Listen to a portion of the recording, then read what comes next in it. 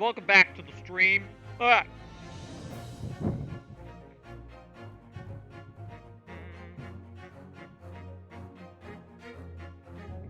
Great Ace Attorney. When we left off, things went absolutely berserker bonanzas. Completely cuckoo crazy cuckoo cocoa muffins. And I need to play more. I said I was going out of town this week and wouldn't be able to stream, and I am. But I'm not leaving till at least tomorrow, maybe Wednesday. Probably Wednesday. So, like, more. I need... What's the Kylo Ren meme? It's like, more! More! And he's, like, shooting the laser. If you know what I'm talking about, you'll understand. More! More! I'm not doing a good impression of it, but... I need to play more.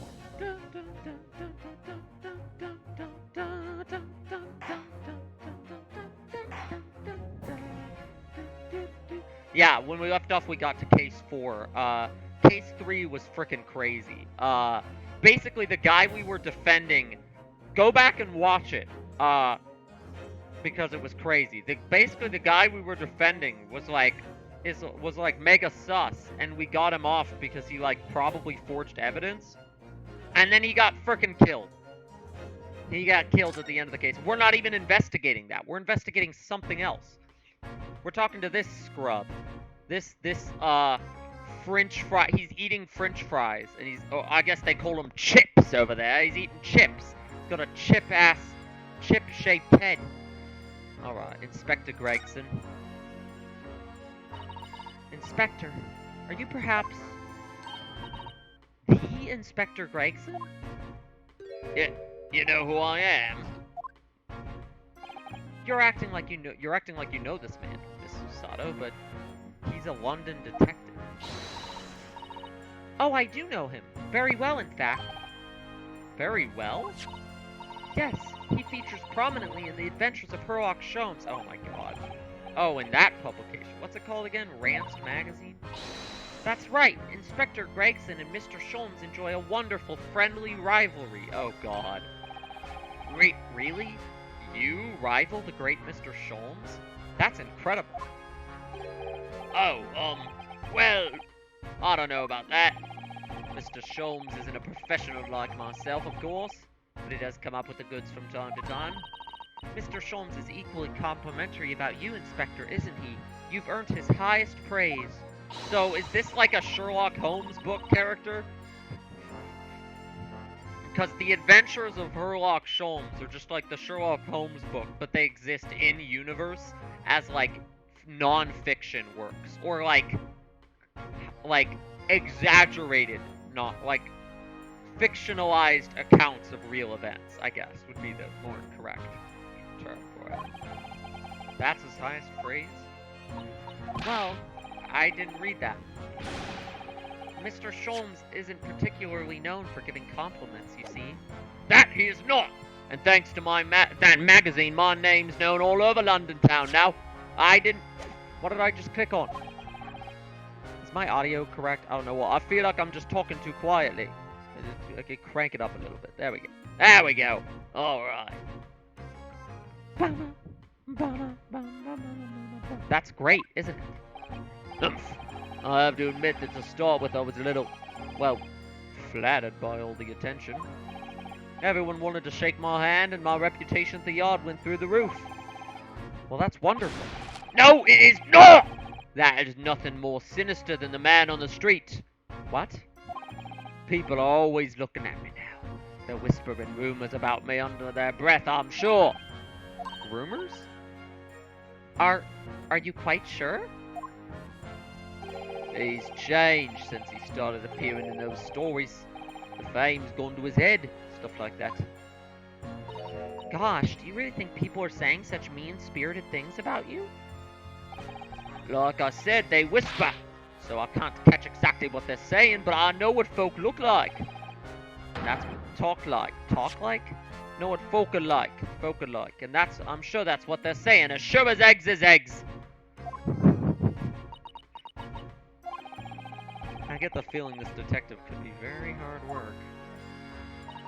Oh dear. Perhaps a sudden rise to fame does change people. Alright, what? So this guy is in charge of the case we're supposed to be investigating. So let's see what the deal is here. So about that case that the Lord Chief Justice mentioned before. Nothing to tell, really. As far as we're concerned at the yard, it couldn't be simpler. I don't know why I'm paranoid about my audio not working, but I just checked my mic. It's fine. It's working. I'm just a bit paranoid, you see. Are you hearing me when I'm talking? Oh dear. Probably means, as far as we're concerned, it couldn't be more complicated. Yeah, right? The simpler they think it is, the more complicated it actually is. A young woman was walking along the pavement on Briar Road when she was stabbed from behind. Fortunately, it wasn't fatal, but she's still laid up in hospital, unfunctioning. That's despicable. What sort of coward would attack the poor woman from behind? I suppose you would have finished whoever it was off with a Susato takedown, wouldn't you? That is neither here nor there, Mr. Naruhodo.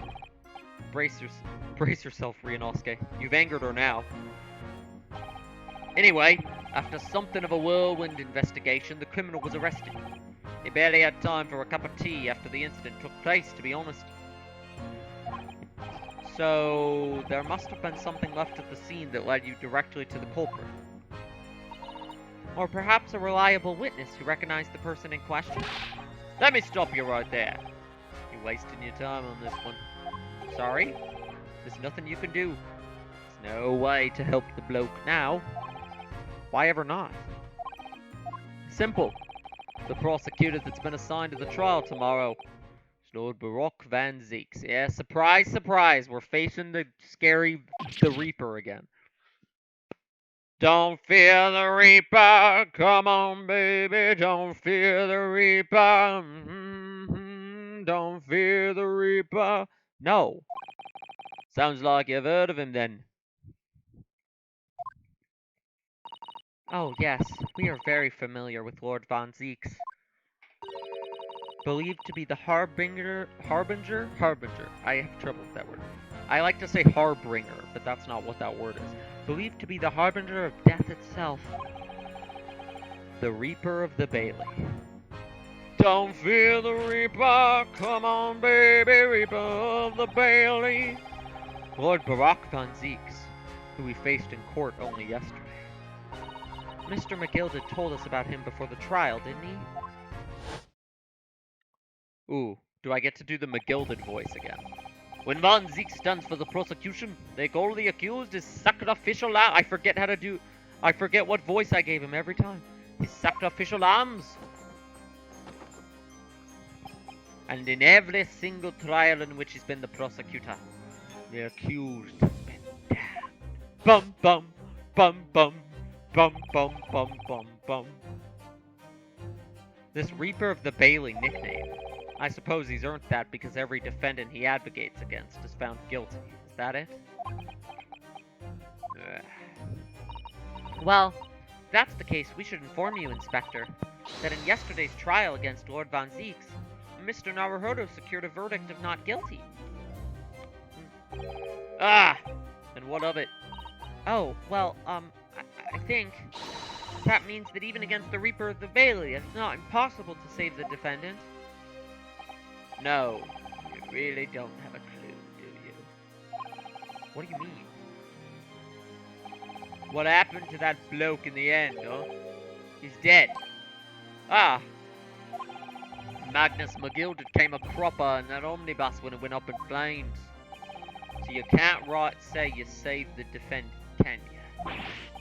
What are you saying? Look, if Van Zeeks could get the dirt to stick on everyone, he'd be a miracle worker. But that's not how it goes. He doesn't work miracles. He works magic. Black magic. I'll have a good long think about that if I were you. Is he implying that Von Zeeks killed this guy? Getting windies again. Gregson. Jack, this guy's character design is so Professor Layton. This guy is such a Professor Layton inspector.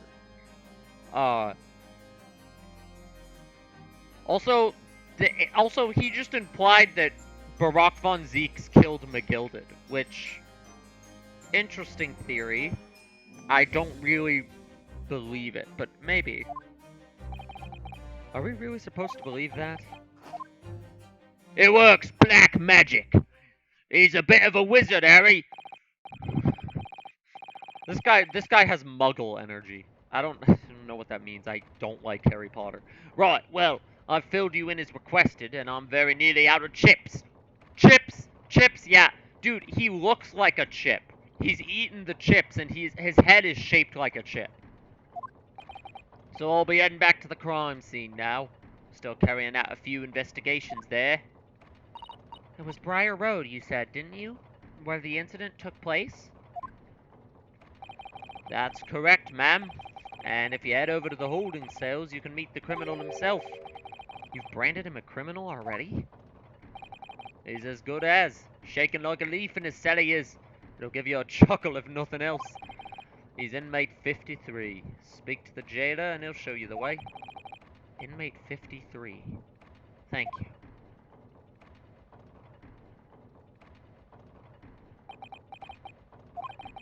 So there's no helping anyone against the Reaper of the Bailey, they say.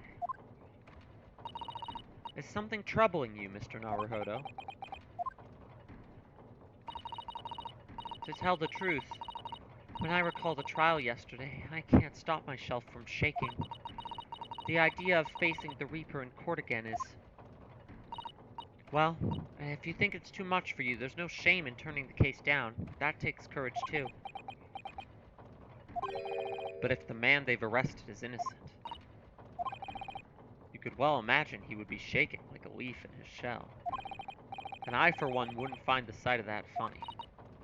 So, if I'm honest, I'm still reeling from the shock of yesterday's events myself. And I'm really not sure if I'll be able to help this man, whoever he is. But I'd like to try. Will you help? Did you really think you had to ask?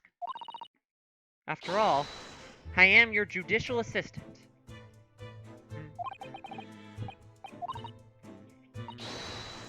Let's go! It's me, Susato!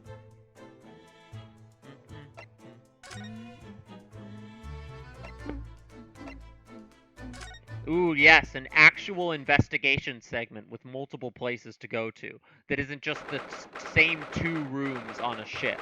Let's go. This is a weird like Ace Attorney game structure-wise because it takes 4 cases to get to this one, which seems like the most normal in terms of structure so far. Because like case 3 was almost entirely trial, case 1 was all trial, case 2 was all investigation. This one seems like it might actually have a balance of the two. So these are British prison cells. Oh, they're ghastly. It feels just like a dungeon. Yeah, and having experienced it in Japan myself, I can assure you that our warden cells feel a lot cozier than these cold stone walls. Oh, don't, Mr. Naruhodo. You're making it seem worse. Apparently, our client is in this cell here.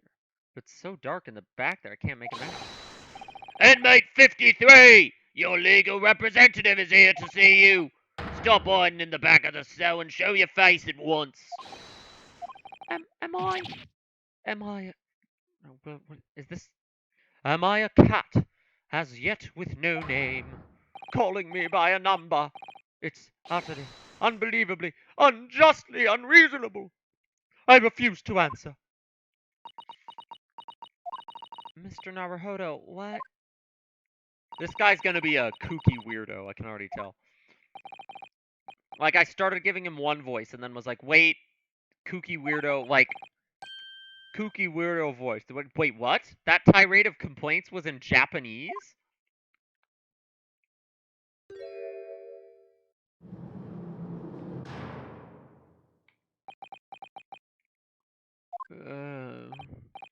Excuse me, but who? Shh! Quiet!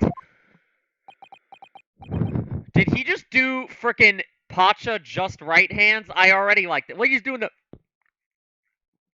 When the prison cell is just right! When it's just right! hiding! I know they are. They're watching, listening. I can sense it.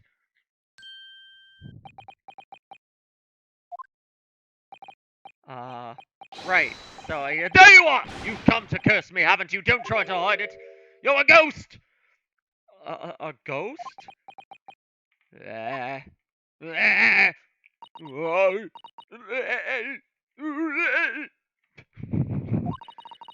do you mean you no harm, prisoner son? Are you? I just like threw out my. Hold on, I'll be right back. I'm gonna get some water. Prisoner 24601!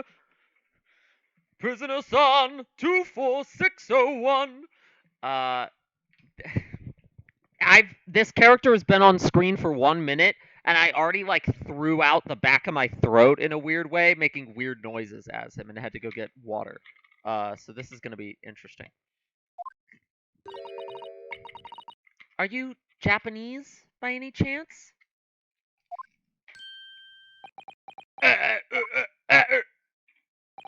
This is beyond my wildest dreams.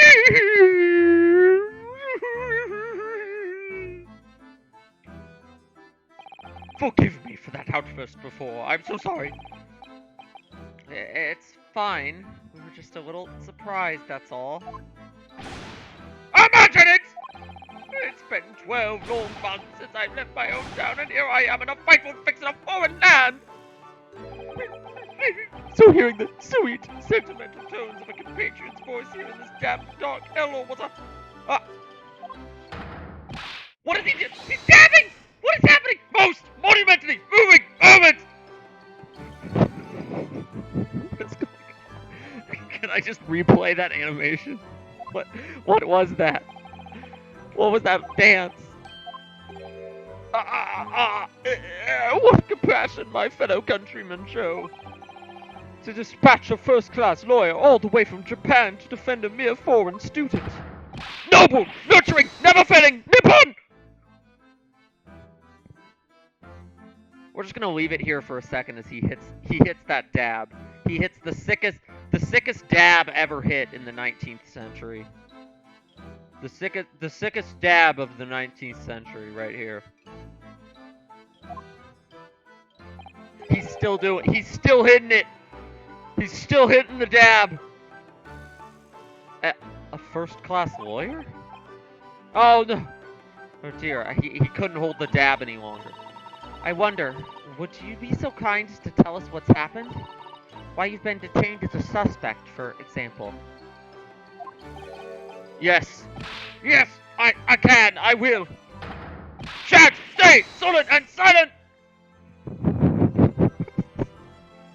What is this bit?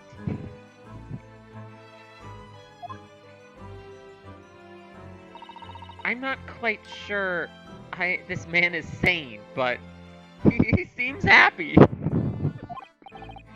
Yes, he does.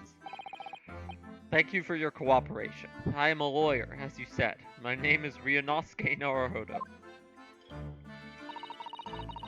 And I am Naruhodo-san's judicial assistant, Susato Mikotoba. I am a visiting student sent here by our government. Notably, notoriously named Natsumi! Soseki Natsumi.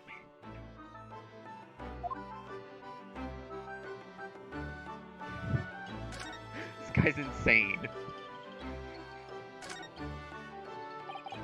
Soseki Natsumi-san? What an unusual name. Call me Soseki, please. I'm a poet, you see. A writer of haiku. It's something of a nom de plume. A nom de plume? You mean an alias? That's right, Naruhodo-san. No! Don't be so prosaic. It's much more refined than that. And haiku. That really reminds me of home. Did I hear you say that you were a visiting student? Yes, that's right. A year ago I was told to go and study English. First I had to suffer that misery, and now this! It's beyond the pale. Suffer that misery? Yeah, this guy is like the opposite of McGilded.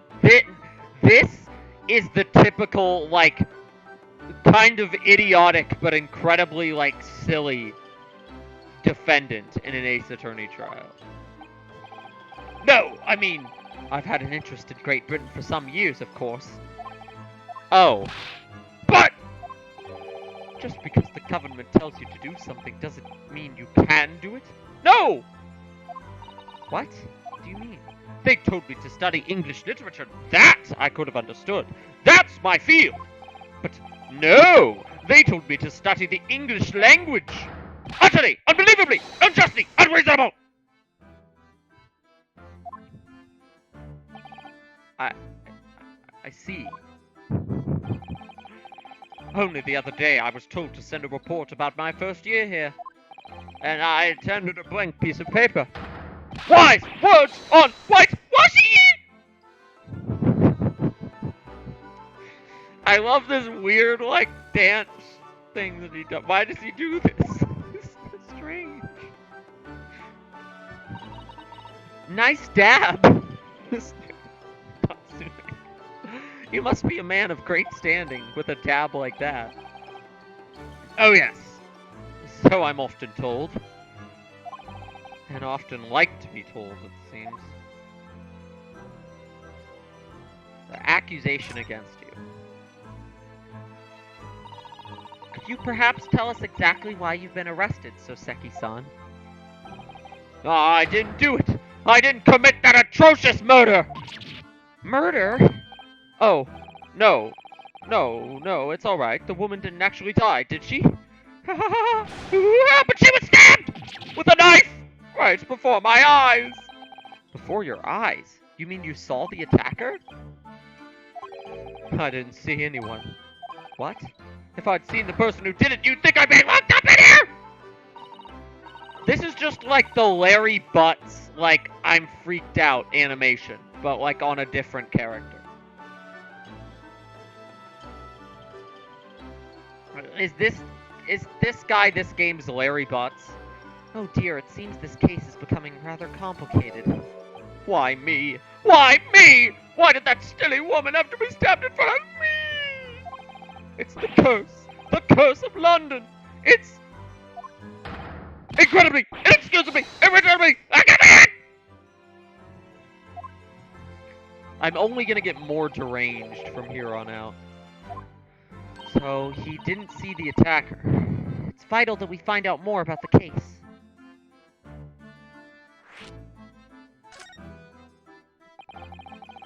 It was an accursed evening, just after the snow had started to clear and heavy with fog. I'd been to the bookshop to buy some books, and I was on my way back to my accursed lodgings. Sure, the bookshop wasn't accursed too.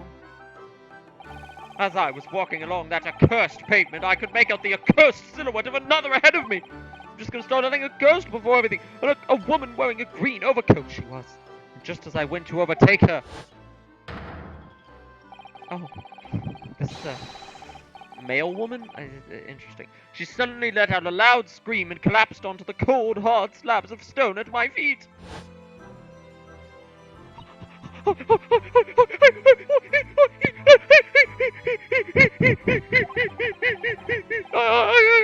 called out to the woman, but she didn't move. It was like a ghastly, ghoulish graveyard. Slight exaggeration there, perhaps. I was terrified. I had to get away from there. So I ran, as fast as my legs would carry me back to my accursed lodgings. That's not good. Like, the gestures he does are, like, so odd. He does multiple, like, just right hands. Well, they'll say it was shameful, I know, to run away like that. Tell me, Soseki-san. Tell me, Soseki-san. Was the victim an acquaintance of yours? Don't be ridiculous! Do you think I know any of these fair-haired English? And a young woman it's not! I'm diffident, shy, timid, unsure! I can't talk to people!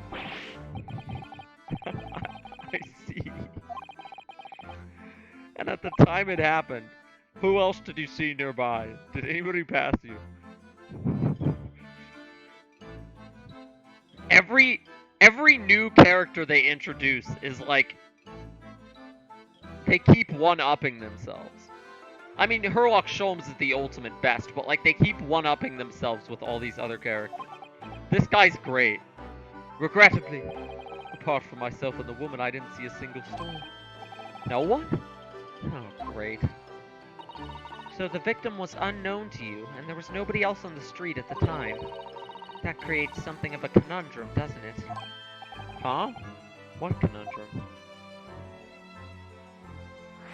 Conundrum, okay.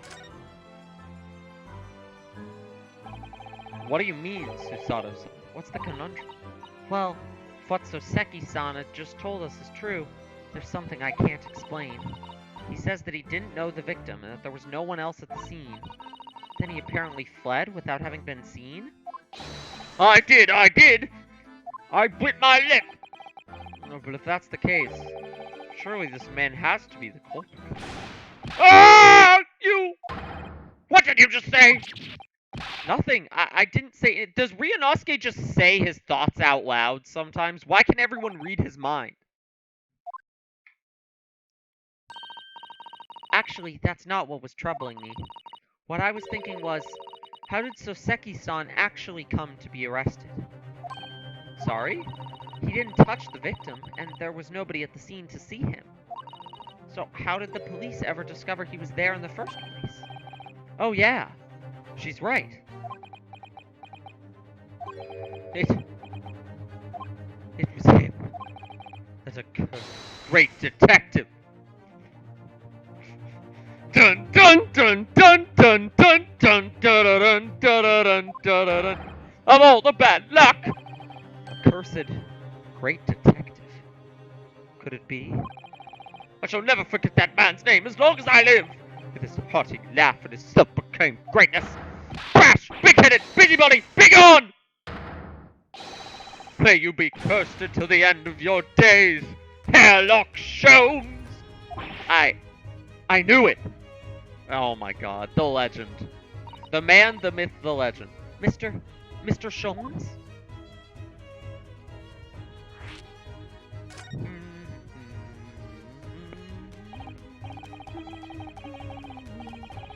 Well, I didn't expect to hear that name from this man's lips, that's for sure.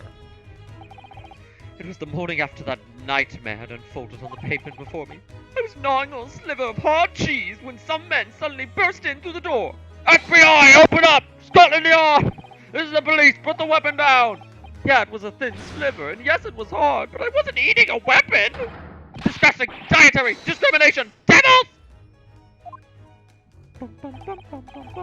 You clearly had a trying morning yesterday. And there he was, in the middle of all the policemen, grinning like a Cheshire cat! That Herlock Sholmes. It's actually just Herlock Sholmes. He's English. I've since found out that he's a famous name in detection here in London. Yes, the great detective is really very well known. And his overly sharp mind managed to deduce my whereabouts, apparently. He thinks I'm the knife-wielding madman! Me? This weak, stooped kitten of a man! I wonder what great deduction process led him to his conclusion this time. Do you mean to say that Mr. Sholmes' deduction was the only reason the police arrested you? That would be really most unreasonable. Well, the thing is, I was thrown into a panic when they barged their way in. Of course you were. That's only natural. I was terrified and trembling, and they kept throwing question after question at me in impossible English.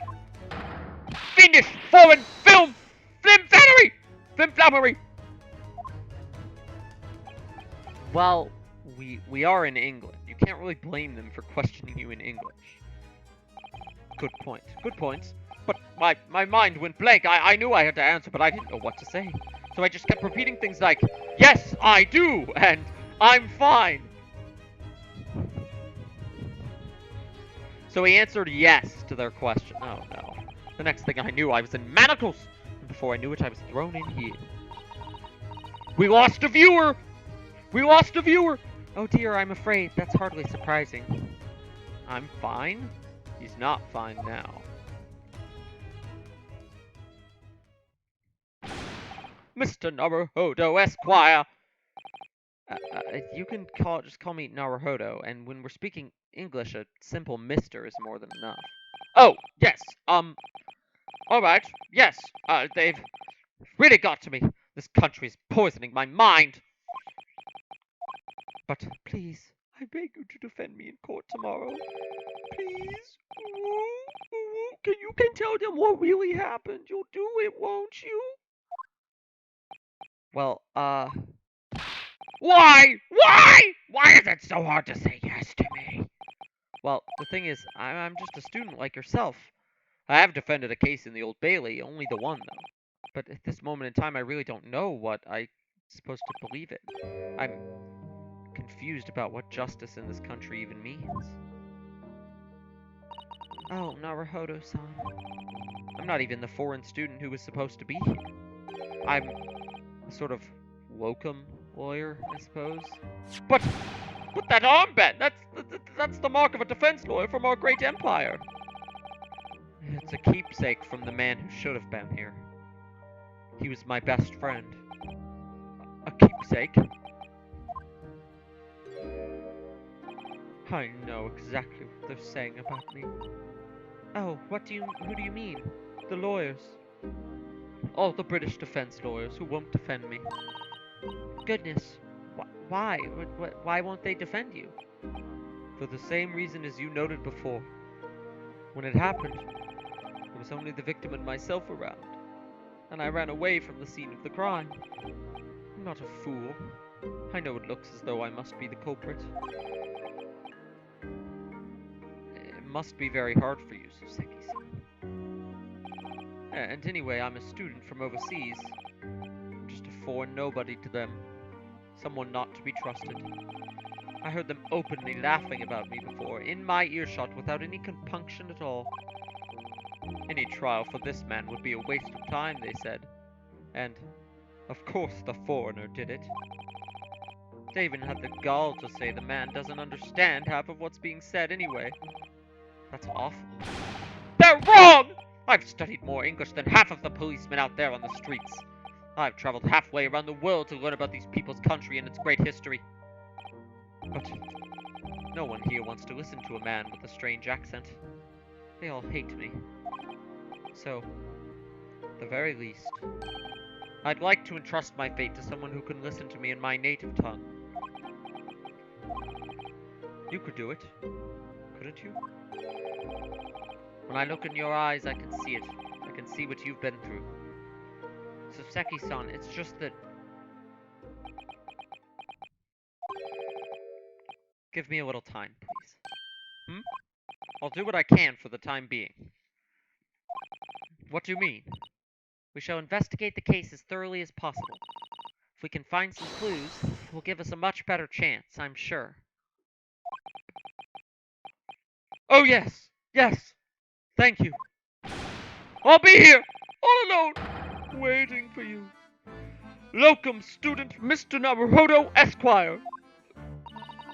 We should be going then, Naruhodo-san. We have a case to prepare for. So I assume we're done. Yeah, we're done talking. Well, that's a fun. This is a fun guy. I like him. He's a weirdo, but he's also not. You know, he's not quite the moron I thought he was.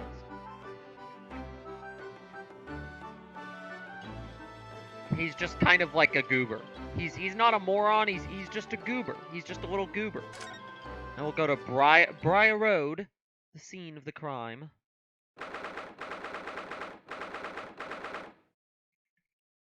19th of February, Briar Road.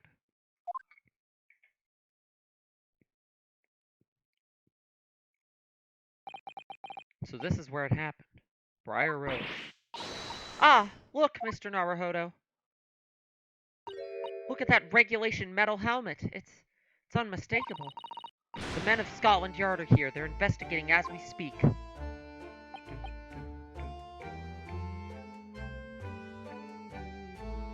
That is their job, you know? But Mr. Naruhodo, to see one with my own eyes. They're often depicted in the adventures of Sherlock Sholmes, but I never dreamt I'd ever come this close. To a real Bobby's helmet. What? The helmet? Wasn't Inspector Gregson wearing one? Of course. I have to try one day. Oh my god. Is Susato gonna wear a Bobby helmet at any point in this game? Game bumps up immediately to a 10 out of 10 if she ever does. Not that it wasn't already. Oh no, he's just wearing like a normal hat. His head is already like way too Bobby helmet shaped. I feel like he could just like put a Bobby helmet on and it would like slide down his head and just get stuck like the bucket helmets in the SpongeBob movie. All hail Plankton! All hail Plankton! What's the Japanese delegation doing here? Oh, Inspector Gregson.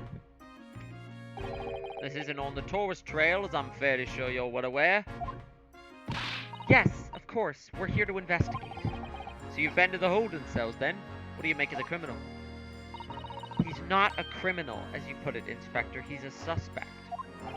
Humph. We'll see about that. You Japanese like to stick together, I suppose. Well, do what you will.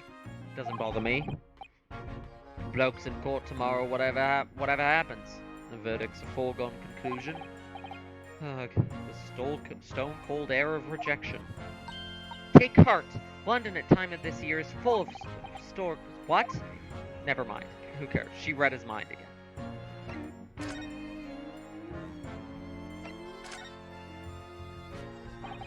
That twitchy Japanese bloke goes on trial tomorrow. You gonna defend him or not? Well... makes no difference to me, but I will just say this. No London lawyer worth his salt would touch that case with a barge pole. Because the prosecution is being handled by the Reaper, you mean. There's no way to save the man now. Just a waste of time trying. It is all a bit strange, though. Sorry? The Reaper. He hasn't appeared in court once for a good few years now. Yes, we did hear something to that effect. And the only people he usually bothers with are the real stuff. The master criminals, the violent ones, people like McGill did. So yeah, why is master criminal? So why is he trying to prosecute this like foreign like English student? The violent ones. That's right. He handpicks his victims. Only deals with those guaranteed to go to the gallows for this issue. But Mr. Natsume wouldn't hang for what he's accused of, surely. That's just my point, sunshine. Yes, the young woman was stabbed, but it didn't kill her. Couldn't even say the intent was there.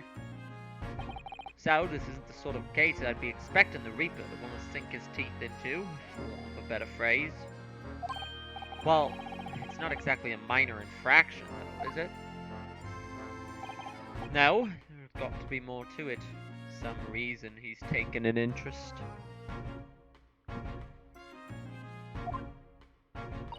Really? What sort of a reason, Inspector? You think I don't know what. Sometimes I press the button. Think I can tell what's going on inside of the head of that Lord of Darkness? You have to ask him yourself. Tomorrow's trial. Are we really going to have to face the Reaper again? The Lord of Darkness, as he put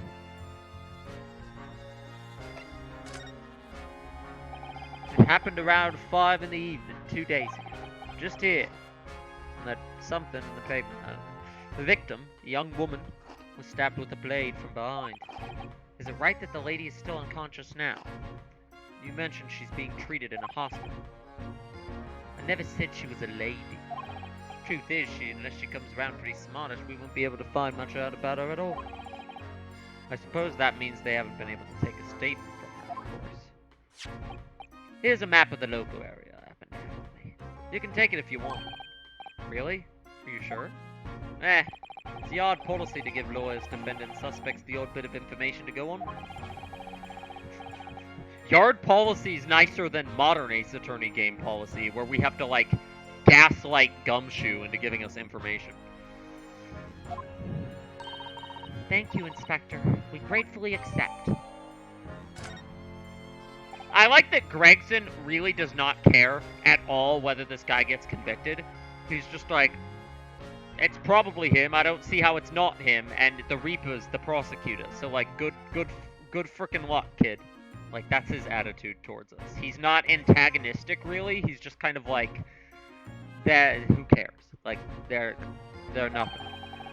As far as we know, there was no one else on the scene other than the victim and your fellow countrymen. So who did it, do you think? Not much of a head-scratcher, is it? Well, I know Mr. Natsume is also claiming not to have seen anyone else around, but just because he didn't see anyone doesn't mean we can be sure that nobody else was present. I'm sorry to have to tell you, but we can most certainly be sure. How? Because, ma'am, the precise moment of the stabbing didn't go unnoticed. What? But who noticed it? What? Two reliable witnesses? There was no one around. We have two very reliable witnesses to this. Ah! It was a typical foggy London day, and your client obviously didn't see them. So there were people around. What? Who are these witnesses, Inspector? A fellow and his wife, and the man's one of the most reliable and respected citizens in all of London. He's a copper from Scotland Yard. That... Well, that even reinforces the fact that this Gregson, that nobody believes that it's not him. Like, these officers are being asked to choose between one of their own and the word of a foreigner. So, like, of course they're gonna choose the word of their own. A policeman? That might change things. And this policeman just happened to be there at the exact moment the woman was attacked? Nothing peculiar about that, ma'am. Part and parcel of being a bobby. Catching them bang in the act and all that. Do you think it might be possible for us to ask that policeman a few questions? Be my guest. You can ask him what you like. In court tomorrow. Oh. I've no doubt he'll be summoned as a witness. So, that'll give you something to look forward to. That's that, then. He's got no intention of letting us meet the man beforehand, it seems. A policeman witnessed the incident. As your judicial assistant, I must warn you that this could make our job very difficult indeed. Don't tell me how to run my stream! But alright, I'll make the title shorter. It says, I know I said I wouldn't be streaming this week, but I need to know what happens next. I need to see what happens next.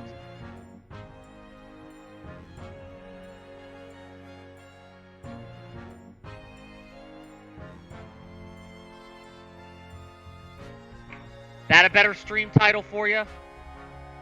You're sus!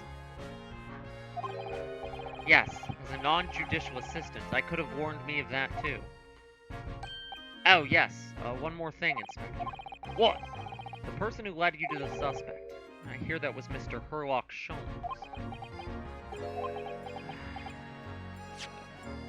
What are you bringing him up for? Was it something I said? The color is drained from his cheeks.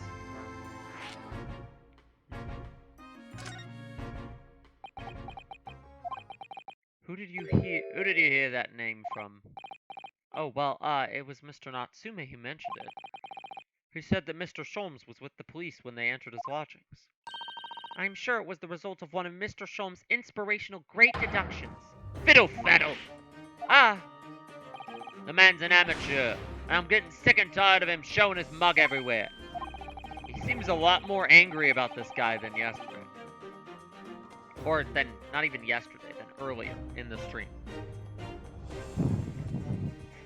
You're sus, but so am I. I don't know where he gets his information from, but he turns up at the scene of the crime. It was a long title. It was just a joke about how I said I was going to be out of town and unable to stream this week, and then here I am streaming this game. Surprise! wanders around spouting incomprehensible rubbish, and before you know it, claims to have solved the case! Yes, he's quite astounding, isn't he? He is a great help to Scotland Yard, though, isn't he? Gibble gabble! Ah, never seen this before. Oh yeah, that's Rand's magazine, the wonderful publication in which the adventures of Sherlock Holmes appears. Yes, well, that wonderful publication, as you put it, sees fit to include several of the Yard's detectives in its stories. And the so-called great detective makes a mockery of all of us. If you ask anyone at the Yard, it's a misadventure to be included in any Sherlock Holmes tale at all. Well, I suppose there is an element of that. We work our socks off, every one of us, only to be frumped by the public thanks to that obnoxious detective. The man's as dangerous to us as Scotland Yard as he is to all our criminals. That can't really be true, can it, Inspector? Clearly, the great detective and the police have a complex relationship. Let's do this one at the top, I've been ignoring. Tell me about Scotland Yard, Inspector. Ever since I read about it in The Adventures of Sherlock Holmes, I've been fascinated with the Yard. It's the most sophisticated police and organization you'll find anywhere in the world, man. Oh, and you know, I've always dreamt of wearing a real Bobby's helmet. It does make them look the part. Seeing that policeman there with his helmet on, you certainly get the sense that this is a man who will take no nonsense in his duty of protecting the city. The only nonsense that is allowed to exist is on his head. I don't. Oh yes, doesn't he look wonderful? Being a London Bobby is hard going, I can tell you. Oh really? First thing in the morning, you know what he does? Goes round and rouses all the labourers on his beat so they can get off to work. What? He wakes people up? Yep. Raps on their windows with a long pole. Did it myself. Going back a bit. I had no idea. The Bobby works for the people of the town. It's just another one of his duties. After that, he starts tirelessly patrolling the streets all day. All day long. He has to cover 20 miles a day. That's the regulation distance. I can't really imagine how far that is, but it sounds like... Oh, right, miles. It's not... Yeah. Let me see. 20 miles. That's approximately the distance from Tokyo to Yokohama. On foot? That's definitely taking things a step too far. And when it gets dark, of course, he has the important job of lighting all the gas street lamps. Oh my. And I suppose in between all of those duties, Bobbies are expected to investigate cases as well. And chase after criminals trying to evade the law. I'm not sure you could call it in between, exactly. More alongside. But yes. They're expected to handle those jobs as well. We do have men keyed and over from time to time, I admit. I'd always dreamt of wearing one of those helmets. But it's with a heavy heart that I shall have to relinquish that dream to you, Mr. Nerver. Your heavy heart will be my heavy head if you do.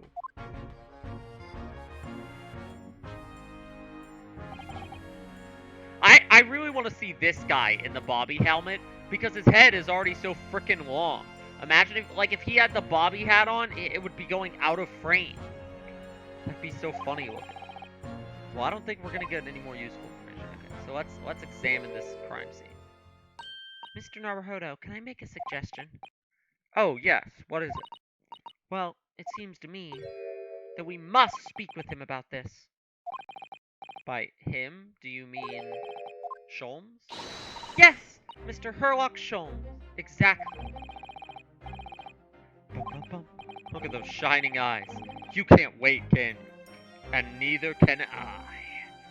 What the? We just went from 3 viewers to 1. Where's everybody going? People are like, oh god, not the Sholmes voice. Not again.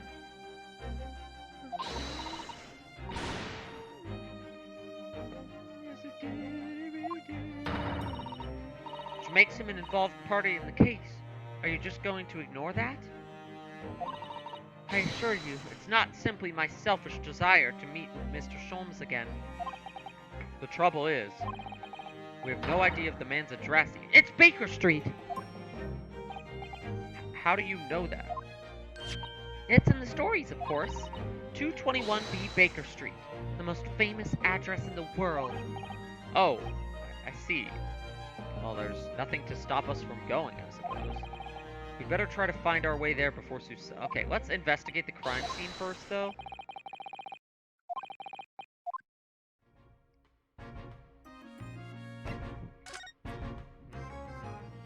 What is this snowman? I like that this is like a 2D PNG. 2D PNG snowman. Hee hee, what a delightful snowman. I didn't realize the English had a tradition of making snowmen as well. Looks a little creepy. Oh, it has a scarf. Look. You need one if you out in this freezing cold all the time. I wish I had one. I'm afraid our budget is somewhat frozen at the moment, too. We certainly can't afford a scarf. Surely the snowman here wouldn't miss his. But the person who made the snowman certainly would. Yes, I know. You're right. Anyway, even if I borrowed it, it wouldn't do much to warm my neck, would it? It's covered in snow. Alright, cool. Funny smiling snowman. Alright, what else can I investigate here? Oh, that's a Scotland Yard carriage. They use vehicles like that to rush to crime scenes and cart away criminals. You're very well informed, aren't you? It's long been a dream of mine to ride one of those through the streets of London. Well, just pick up a stone and throw it through one of the windows. But that would mean being arrested in order to ride in it. Wouldn't it? Still, if it's the only way, help me find a good stone. No, I wasn't serious.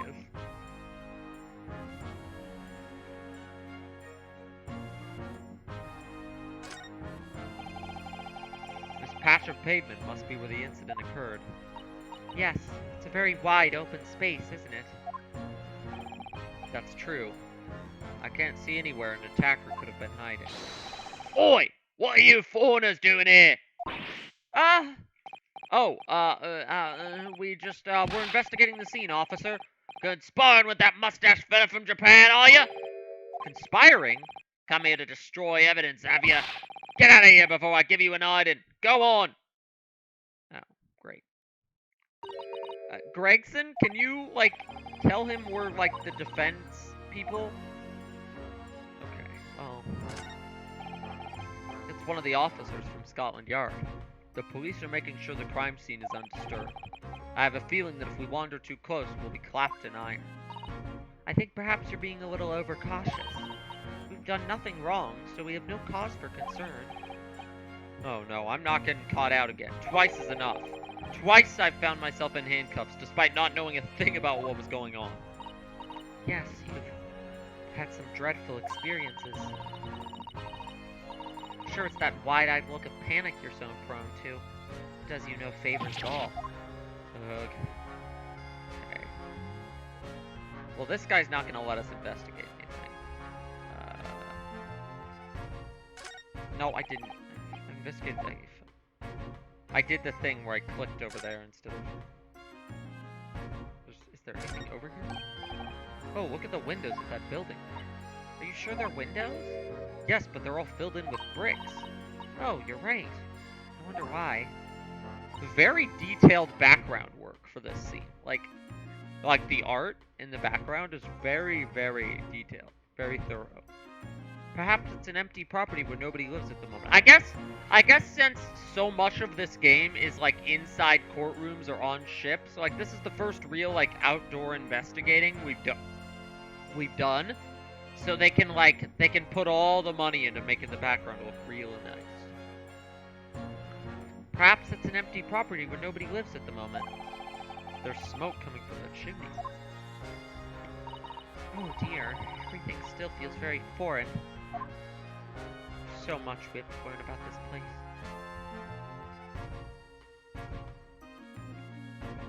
Why was there a mark? Oh. There are piles of snow on the pavement here and there, but the road itself is covered in carriage tracks. Seems carriages often travel down Briar Road. It soon disperses all of the snow. Like, there's an interesting thing going on here where the further in the background stuff gets, the more it has this, like, painterly look.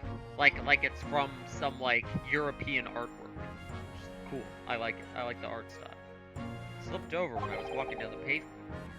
Seems like it would be far safer to walk on the road instead. Oh, but you're rather small, Mr. Naruhodo, and dressed in all black. I worry coachman might not see you and you could be flattened by horses. Well, thank you for the rather small concern.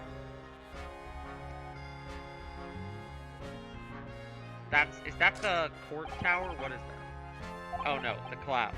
The dense fog. Everything looks hazy. Well, it is known as foggy London town. You can just make out some sort of spire through the fog. Looks like it's still being built, and that's this over here.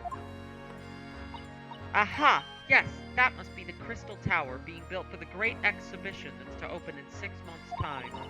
Apparently it's going to be very striking, glazed on all sides and the symbolic centerpiece of the exhibition. It's to be the largest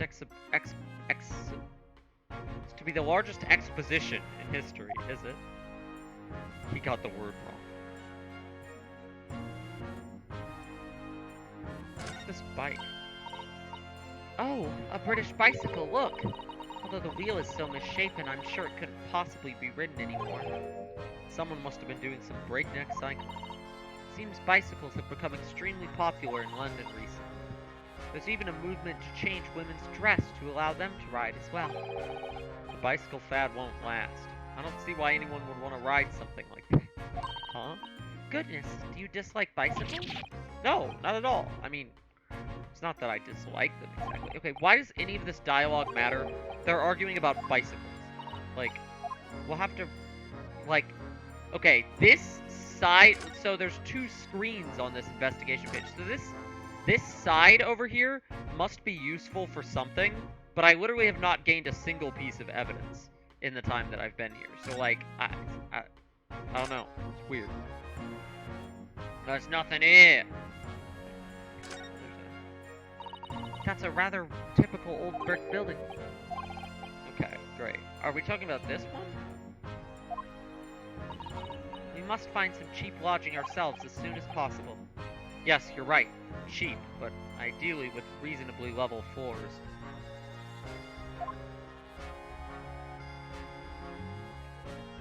Whatever one viewer keeps sticking around as people come in and out.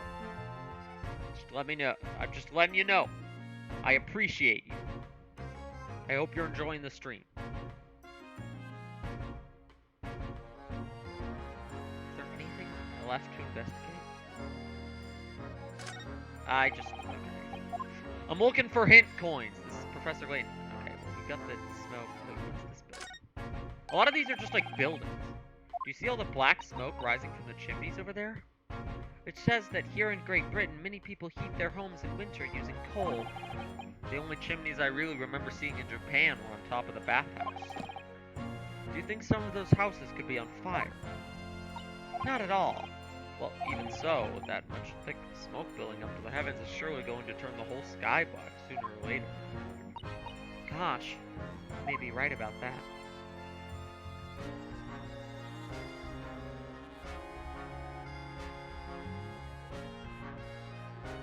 There's like no, okay, well, I guess we've kind of investigated everything here. There's just like no evidence. What's fun, there was like 6 things to click on this screen over here, but none of it gave me evidence. But this screen, like, why draw this side of the street if it's not relevant to the case at all? Like, this boarded up building is going to be relevant somehow. It's just a matter of how. We didn't get any new evidence, did we? Yeah, we still just have this map, so that's it. So that's where the murder happened. Briar Road. So we're like here, looking at these 2 buildings. Got it.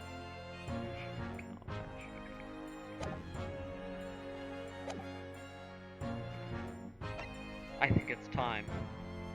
But I'm gonna refill my water first, and then we're gonna go see the great Sherlock Holmes.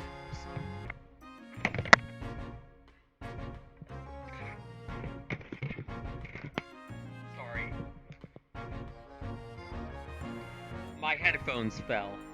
Sorry for the mic shuffling noises. A new location. Yes. Sholmes is sweet. Herlock time.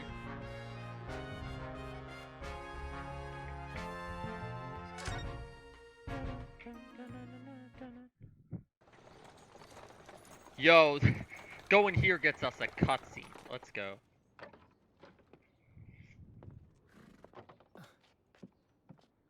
Why is this cutscene so like weirdly, thank you very like much. low res It's just up animated there on their overlooking the faces? street. Good day. Thanks again. Like they look like background characters. This is it. And now they look The residence more. of Mr. Herlock Sholmes. The Great Herlock Sholmes. 221B Baker Street.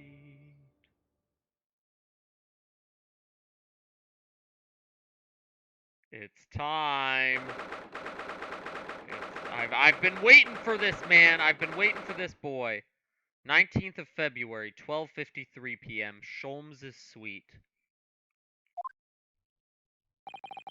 So this is where the great detective makes his living. Feels surreal to be here somehow. Ah, this side of the room is much more Herlock, isn't it? Is it described as is? This music is distracting. Is it as described in the stories, Miss Susato?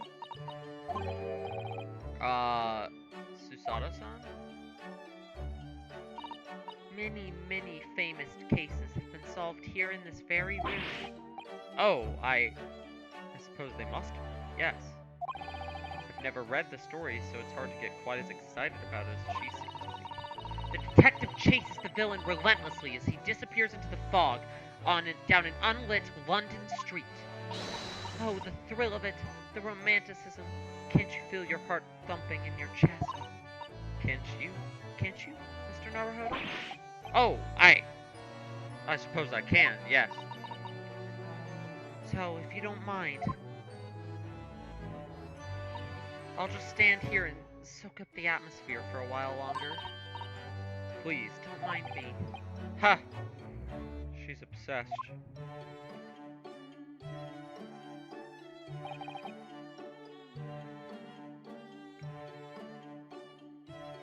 I like this room is so like refined, but also like chaotic as hell. Like there's just a knife here in the wall.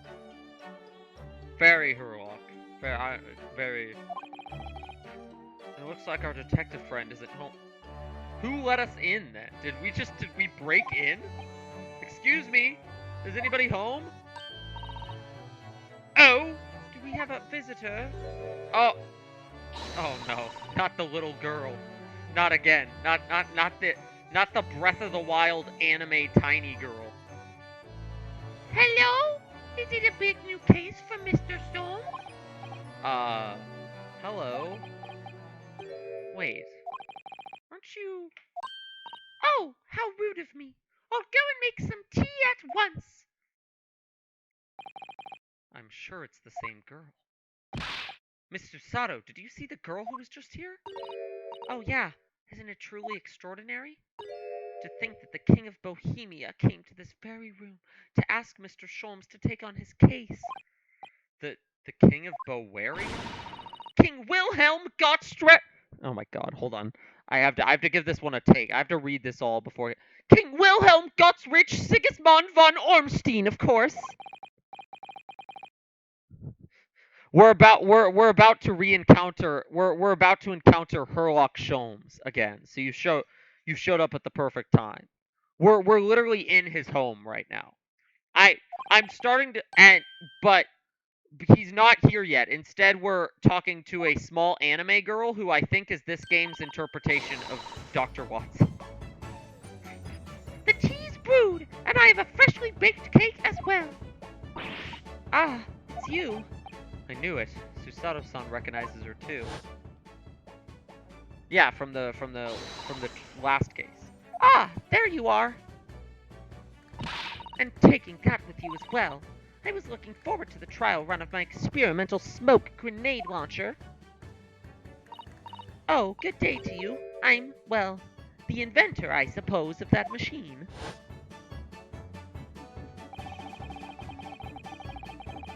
It's the girl who turned up at the end of Mr. McGilded's trial. I've never met a lawyer from the Far East before.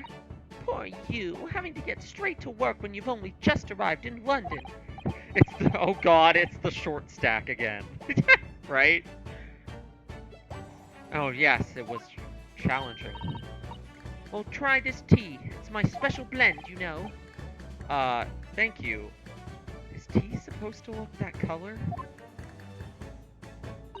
Oh my, what a fragrant yet mellow flavor. Hooray! It's a winner!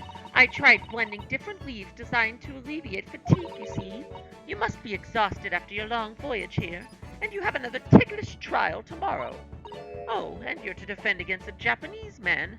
I do wish you lots and lots of luck. You're to defend a Japanese man, not against. Did Mr. Sholmes tell you about us by chance? Oh, you know Hurley, do you? Hurley? Oh no, what is gonna be the dynamic between these two? I'm afraid. Mr. Sholmes was a fellow passenger on the boat that brought us to Great Britain, you see. Was he really? Well, I had no idea. I'm afraid Hurley's out on an errand again today, even though he's just returned from overseas. Wait a minute. We met this girl for the first time ever yesterday after the trial, and only briefly at that.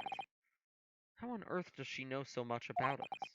Did she deduce all those things, do you think? Did she use her brain? Is she a brain user just like us? And perhaps more to the point, why is she here in Mr. Sholmes' suite? Oh, silly me. I haven't introduced myself, have I? She's a spy!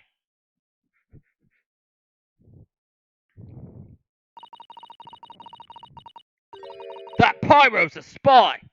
It's a great pleasure to meet you both. My name is Iris Wilson. I live here together with Hurley. This is a universe where every great investigator protagonist character has a underage female sidekick. I have one, Ryunosuke has one, Phoenix has one, and this universe's Sherlock Holmes has one too. God damn it. I'm sure there's Rule 34 of her. I don't ever want to see it, but I'm sure it exists. What? What's the matter? No, wait, this can't be. Did you say that your name is Wilson? What's the matter with Susato-san? Why is she so flustered all of a sudden? Yes, that's right. And what are your names? Oh, I'm Ryunosuke Naruhodo, a lawyer from Japan. Oh, sorry.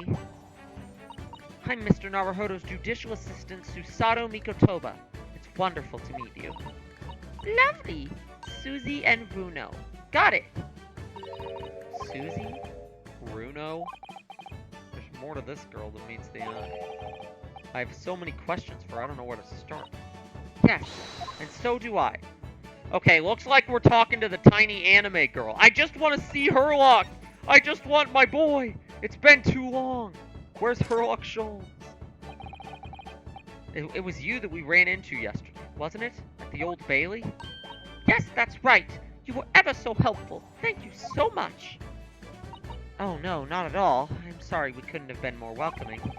Though, at the time, we did have a rather large gun pointed at us. Oh god. I liked how the game was, like, loading that weapon. You could see a little loading bar down here for a split second. Like this? Thinking back now, you left with Miss Lestrade in tow, didn't you? Oh yes, that awkward witness, Gina Lestrade. Oh, Ginny? Yes, she's a professional pickpocket. So we found out. It was very naughty of her to pinch my invention like that. Are you referring to that trial-disrupting gun-like contraption? Exactly. So I followed her, you see, to get it back. Perhaps I should think about fitting a self-destruct mechanism into my inventions. This girl is dangerous. This girl is so dangerous. Anyway, I brought Ginny back here after that, so she could apologize to my trusty technician. Sorry, your technician? Hurley, of course, silly. Hurley? Yes, Herlock. Herlock Sholmes. We live here together. I had no idea the great detective had such an interesting young daughter. Daughter? Not likely. What? Sus! She's not his daughter? That's sus. I wouldn't call him Hurley if he was my father, would I? I'm a little concerned about what would lead you to call him Hurley. Well then, what is your relationship with Mr. Sholmes? Well, I expect you found out that lodgings of any kind in London are very expensive. So the solution is to share the cost with a partner. A roomie! They're roomies. I love it. I don't know why this child is roomies with a detective. I hope you don't mind me asking, Iris, but how old are you? 10 at last, this year. Okay, actual child. Actual child. Abort. Well, what of your mother and father? Oh no, they're not around. I see. Wonder what the story is there. FBI, open up! Wilson. Oh yes, there's something I must ask you. Of course. Go ahead, Susie. I am a very great fan of the adventures of Herlock Sholmes, and... Oh, you have a copy of Rand's magazine? Yes, I read every issue. It's delivered all the way to Japan on a ship. Oh, this is so exciting! My stories are being read on the other side of the world. My stories? That's right! Hurley is always solving such amazing cases, you see, and he tells me all about them. They really are quite fascinating. It would be a shame if I was the only one who ever heard them, don't you think? Goodness. I like that the narration between chapters, I like that the, Sherlock Holmes book narration between chapters that is written by Dr. Wilson, or by Wilson, is, narrated in a, a posh British man voice that you would expect Watson or Wilson to have. And then it's probably Watson in the Japanese version of the game. And then the actual Wilson Watson is just like a 10-year-old girl. Interesting take on this premise. Last night he was telling me all about a new case he just solved on a steamship traveling from a faraway land. So I was just in the middle of typing up the manuscript for the next issue before you came.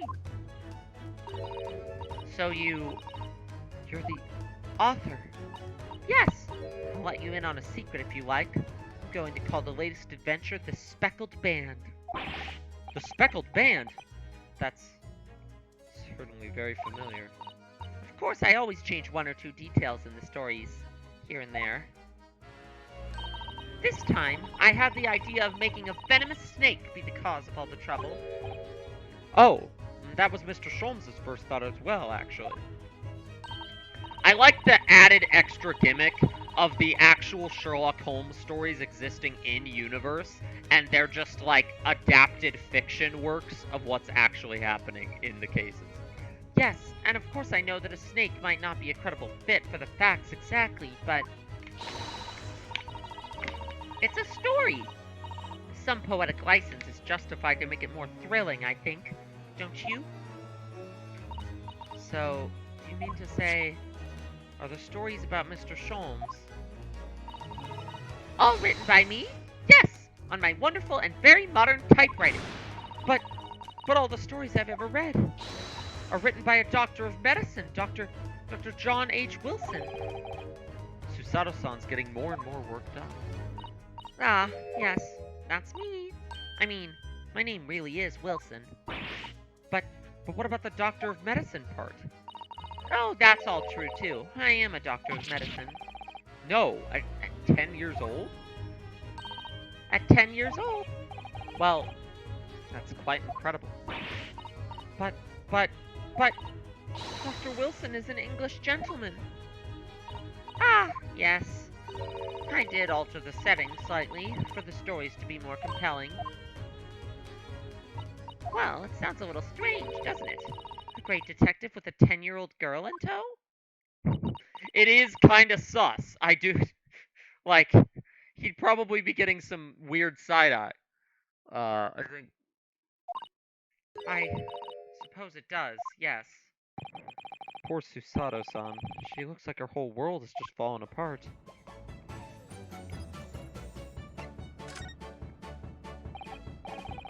About before. Yes? Yes? What's on your mind, Bruno? Do tell me. How did you know that I was a lawyer and we'd just arrived in London? I mean, yes. Oh, and that we have a difficult trial tomorrow? How did you know all of that? Oh, that's what you mean. Please, tell us how you did it. Explain every detail. Of course! I'd be delighted. Although, there's really no mystery. Now, let's begin. Oh god, she's got the scary goggles too. Iris Wilson is proud to present her logic and reasoning spectacular. Oh god, they both do this. What? What is happening? What is this background? First of all, is this like the tech version of these great entering the logic matrix? And first of all, I knew already that you were a lawyer, Bruno. After all, I met you yesterday at the Old Bailey in the defendant's antechamber. But you also said that we'd only just arrived in London. How did you know that? I observed a passport and travel ticket protruding from your breast pocket. Oh, so I was reasonably confident that you must have only just arrived in the country. And on top of that, you accepted a case against that particular prosecutor, Barock von Zieks, telling me you were aware of London's court affairs. The Reaper of the Bailey. I walked right into that one, didn't I? Then I noticed a red ink stamp on the back of Susie's hand. Oh, I've never even noticed that. What is that? You were given that when you visited the local prison to meet with a suspect, weren't you? Oh, that's what that is. That's why I've never noticed that. Earlier today. They used those stamps to keep a close eye on comings and goings, you see. I didn't realize. And a red stamp is only used for people visiting foreign inmates. So, that told me that even though you had only yesterday concluded the trial of Magnus McGilden, the two of you had already had cause to visit a foreign inmate at a local prison. However, neither of you was wearing a particularly sad expression on your face, so I concluded that the prisoner was unlikely to be a friend or a relative. That led me to believe that you must have accepted a new case. I see. But how could you have known that the trial is tomorrow? Well, having barely been home a few hours yesterday, Hurley solved yet another case. It obviously amused him. He told me that he'd caught a Japanese man who was bawling and trembling. A Japanese man? Well, clearly that must have been Mr. Natsume. Now, Runo has that fancy Japanese sword. And I think your outfit is called a kimono, isn't it, Susie? Well, anyway, it was clear to me that you both came from Japan yourselves. So I put two and two together and decided you must be defending the Japanese man Hurley caught. And there was only one conclusion those facts could lead me to. Conclusion! You both came here to ask Hurley about the case. There's a note on the mantelpiece that says the man's trial will be tomorrow. Hurley is always stabbing his notes with a knife. There they are. He is silly. He is a little silly goofy. He's a little silly goofy goober, isn't he? And that's all there was to it, really. Thank you for listening. I'm Iris Wilson, and that was one of my great deductions.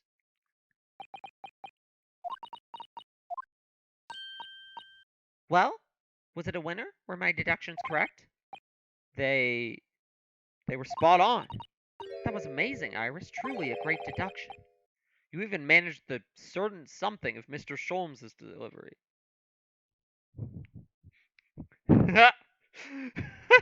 You know, you could have just said that you know because you presumed they were Japanese. Right? She did kind of, she was like, "Hi, Jack. I thought it was Herlock time, but it's instead it is 10-year-old Dr. Wilson time. Where's Herlock?" Oh, well, I was just copying Hurley's style for that. I I was saying, Jack, that this is a universe where every like crime-solving hero protagonist character has like an underage female sidekick. Cause like, so it only makes sense that Ryunosuke and Phoenix both have one. It only makes sense that this universe's Sherlock Holmes should also have an underage female sidekick.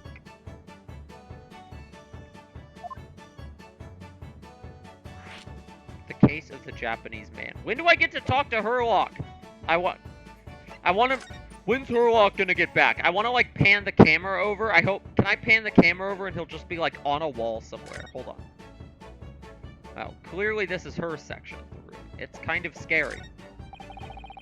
Yeah, she's more like his daughter. Yeah. Weird. Except she calls him Hurley the same way that like Maya would call Phoenix Feeny. So it is like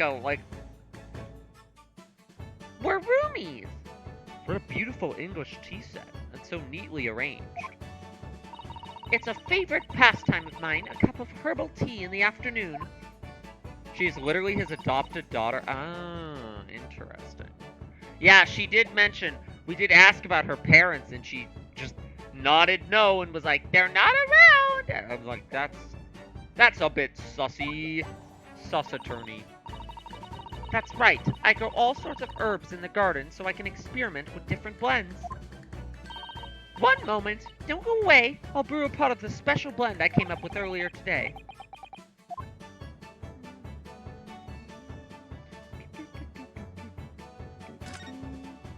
I whistle, whistle, do, do, do.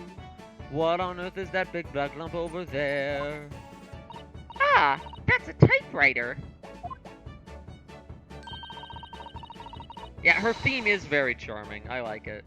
It's a machine that allows you to write on paper without needing a pen. And wizardly quickly, too. Ooh, that sounds like it would be very useful for someone like me with terrible handwriting. Wait, Iris, are all the stories from the adventures of Sherlock Holmes? Yes! Every one typed on this trusty machine. Oh, my goodness! How wonderful. Susato-san looks like she's been shown into the Tokyo Imperial Palace Gardens. Yeah, as much as I am, like, give me more Herlock, give me more Herlock, I am amused. I am entertained by this small child Wilson, I guess. Is it Wilson for the same reason that Sherlock Holmes is Herlock Sholmes? Is it just like a we don't want to use these characters that the copyright owners are assholes about thing? I just assume that's what it is. Because the Arthur Conan Doyle estate are cringe. So yesterday, Mr. Sholmes apprehended a Japanese man, you were saying. Yes, Hurley had just arrived back in London after his sea voyage. But the police were waiting for him at the railway station to take him directly to the crime scene. Ah, the great detective is a popular man, it seems. Apparently, a woman was stabbed on a quiet street somewhere in town. There were witnesses who'd seen a short, shifty-looking, stooped man run away from the scene. Short, shifty-looking, stooped man. Best Ace Attorney named character named Iris, don't at me. There's exactly two, so... And one is very different than the other. Mr. Natsume, beyond any doubt. So Seki-san said that he didn't see anybody else on the street at all. But it seems there were witnesses after. Hurley used his great deductive powers to determine the man's address. It was a lodging room very nearby. He went directly there with the police, and what did they find? A short, shifty-looking, stooped man, shivering in fear. Ugh. Mr. Sholmes' great deduction certainly hit the mark then. Of course it did. He's a great detective. Still, that means the incident occurred only 2 days ago. Surely tomorrow is too soon for the trial, isn't it? Definitely. We have no time to investigate properly. When do we ever have time to investigate properly? Like, last time we got no time to investigate. We were literally just thrown into it. If I had a nickel for every person in Ace Attorney named Iris, I would have 2 nickels. Which isn't much, but it's weird that it's happened twice. Hurley says that London is rife with crime. I love that that specific Dr. Doofenshmirtz zinger has like lasted as a meme quote. Oh, Scotland Yard is doing its best, but they can't stay on top of it, apparently. Both irises are legends. It's true. Oh dear, I hadn't realized the situation was so dire. That's why they can't afford to spend too much time investigating cases and trying the criminals in court. Staff and money are both short. Crimes are usually pinned on the first suspicious person. That's terrible. I suppose it's the harsh reality of the workings of the world's greatest justice system. I suppose it is. But in that case, I don't hold out much hope for Soseki-san. It's interesting how Ryunosuke seems to be having doubts in, like, the legal system as a whole. Like, entirely. Out of that last case. I don't think there was ever really an arc where Phoenix doubted the legal system. Maybe in Apollo Justice, where he's, like, where he's no longer a lawyer. But even then, I feel like he's still, like, trying to make justice prevail through the system, but just acting as an outside influence. Yeah, the McGilded stuff is traumatic to his faith in the law.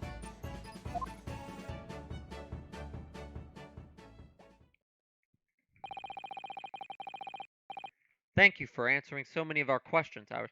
Yeah, no, exactly. Phoenix was more mad at the villain in Apollo Justice than he was at the legal system. Like, that's something we haven't really done, is, like, the prosecutor, like, our characters being mad at the legal system itself. This has been very informative. Oh, you're most welcome. I've had so much fun. Do you happen to know where Mr. Sholmes is at the moment? As you guessed, we'd like to ask him some questions about this case as well. Yeah, exactly, yeah. He didn't have any ill will towards the judge or Kaguya or any of them, no. Oh, well, I expect Hurley is still investigating the scene. Of the case involving Mr. Natsume, you mean? Yes, Mr. Natsume? Hurley said he was going to the man's lodgings. If you leave now, you'll probably catch him there. Iris, do you know where those lodgings are? Well, I imagine the police are still investigating the scene of the crime, aren't they? Did you happen to come across a detective by the name of Gregson when you were there? Yes, we know Inspector Grayson. Hulk located! Screw this dialogue, let's go. If you do, well, no, I'm not gonna. Give Greg see this for me, would you? If you do that, I'm sure he'll tell you what you want to know. What is this? A 5-shilling piece and a postcard, it seems. It reads, tell the gentleman in black whatever he wants to know. I trust that won't be a problem. What kind of control does this 10-year-old girl have over every, like, detective in town? Weird. She's just so charming. Ooh, ooh, woo, ooh, woo. Can you show me the man in black where Phoenix is? Ooh, woo. I lost a viewer. Stop doing the voice. Good luck then. I'm gonna return to writing my manuscript, The Speckled Band. And I'll be making more special blends of tea, so come back again soon. We'd be delighted. Thank you so much, Iris. Ooh, woo, ooh, woo. Well, Mr. Naruhodo, It's back to the scene of the crime. Let's go! I love that she does like the Mario hands. So, somewhat dubious that they would exert any influence over the men of Scotland Yard at all. We headed back to the scene of the crime with Iris's curious note and one of the world's heaviest silver coins in hand. Why am I narrating? I don't usually do that. Who knows? To be continued, but we're gonna keep playing, so there's no continue.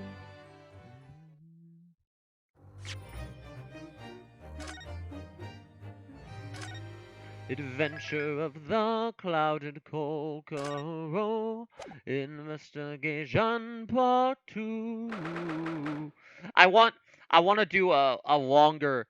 I started stream earlier because I wanted to do a longer stream of this because originally I wasn't going to stream at all this week, but I'm not actually traveling till like Wednesday, so I'm just like, F it. Let's like get the ball rolling on the case. Maybe we can get through like a significant chunk of it before I leave. Maybe the whole case, probably not the whole case, but like at least up to the trial. Because this game is that good. I know, I can't put it down. I'm like, I need my fix. Oh, I need my Okay, stop doing that. It looks as though the police are still here, carrying on with their investigation. That got not funny to me so fast. Perfect. So let's find Inspector Gregson as quickly as possible. Yes. And let's see if he'll take a break from his chips to look over at that silver tip Iris gave us for him. Do I present it? Yeah. She sent a Herlock meme on Discord. Let me see. Ooh, oh, it's like a... Hold on. Oh, hold on. What is this meme?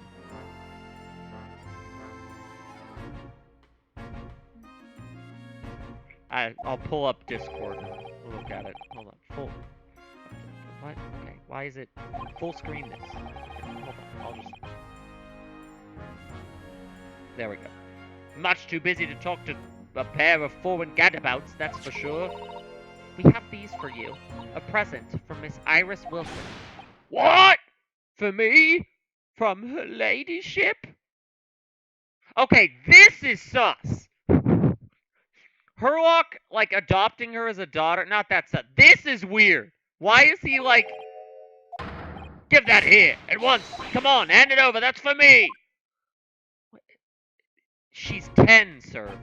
FBI, open up. This dynamic will be explained. It's not creepy, okay. It's just... what was that coin exactly? It's a silver crown, obviously, but it's a lot more than that. It's, well, it's an appearance fee, is what it is. An appearance fee? Oh, I see, you mean... That's right, for the adventures of Herlock Oh, he's getting paid to appear in the book. Scotland Yard, open up! Yes, yes, of course. I know all about your exploits, Inspector. I read them avidly. Of course, her using my name without my say-so does make me the butt of a lot of unpleasant jokes, but still. This guy goes back and forth whether he's, like, actively pissed off at Herlock Sholmes for, like, including him in these stories and stuff, or just, like, slightly annoyed and ambivalent. Like, never you mind that. So, what do you want to know then, eh? Sorry? Tell the gentleman in black whatever he wants to know. I trust that won't be a problem, it says. Well, obviously it's not a problem. Go on, fire away. What do you want to know? Well, if you wouldn't mind, Inspector, we'd very much like to know the address of Mr. Natsume's lodgings. Ah, a little knife-wielding, mustached Japanese fellow. He lives in a right old hovel. Just over there, look. Yeah, I like that Gregson doesn't really, like, he's not like Gumshoe, where we have to, like, practically gaslight Gumshoe into giving us information. That he doesn't really like us, but he's also just sort of ambivalent. He's a detective who... Gregson seems like a detective who has way too much on his plate, so he's just kind of like, you know, whatever, kids. Whatever, guys, if we want to go look into this, be my guest. Like,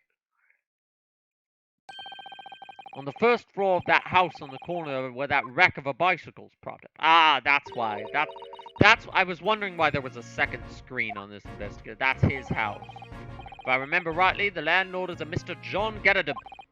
Right, well, if you see her again, make sure you give her ladyship my regards, you hear? I mean it. You tell her that Gregson sends his very best wishes. Don't worry, Inspector, we will. Goodbye for now, then, and long live her ladyship. Is her dad, were her parents, like, cops or something? That's what I'm thinking. Well, at least he told us what we wanted to know before he left. Yes, so then, shall we go and see what we can find in Mr. Natsume's lodgings?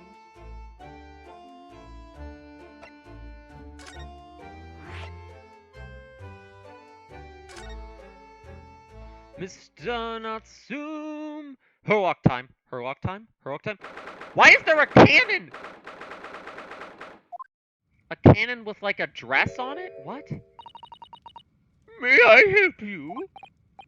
Yes. Would this be the residence of Mr. John Gerardib? Indeed, it would, sir. And who may I say is calling?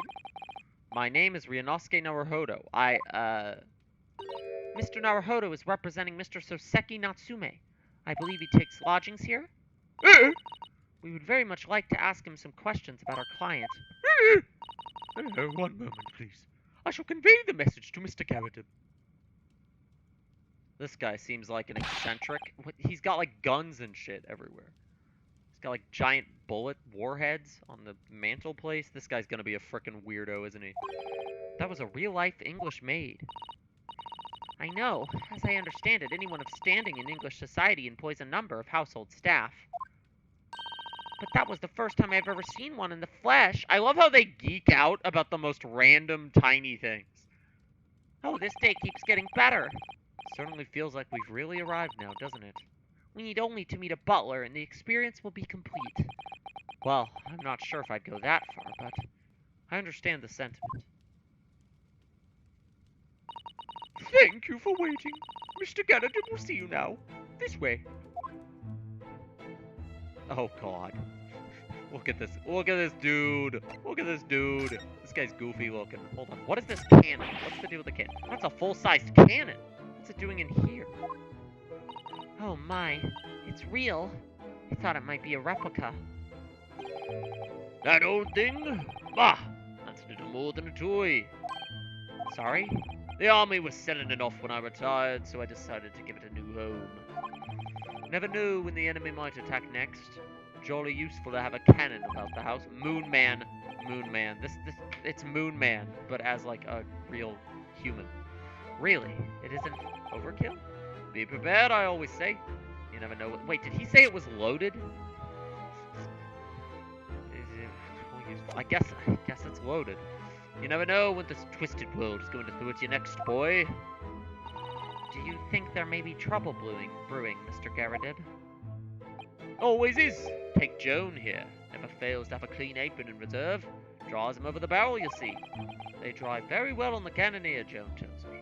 Which rather proves more on point, I feel. It's been reduced to a drying rack. No wonder the huge cannon looks like it's hanging its head in shame.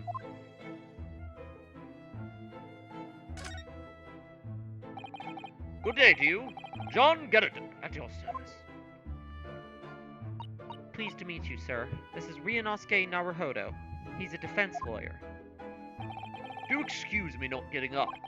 Took a shot to the knee a few years back at the Battle of Maywind, don't you know? I earned a medal for my pains, but had a withdrawal from service. Handed over the reins to the up-and-comings. So he's a retired soldier. It's a hell of a job getting up and down stairs now, I can tell you. Don't go out as much as you can imagine. Yes, it's quite a climb up here to the second floor, isn't it? I was panting at the top of the stairs. You really must take more exercise, Mr. Naruhodo. Ugh, do you think so? Well, Mr. Gerardib, no doubt you were very courageous to earn yourself a medal. Oh, it was nothing. The medal's just a folderol, really. Wouldn't like to offend the general, though. I grudgingly displayed it on my wall.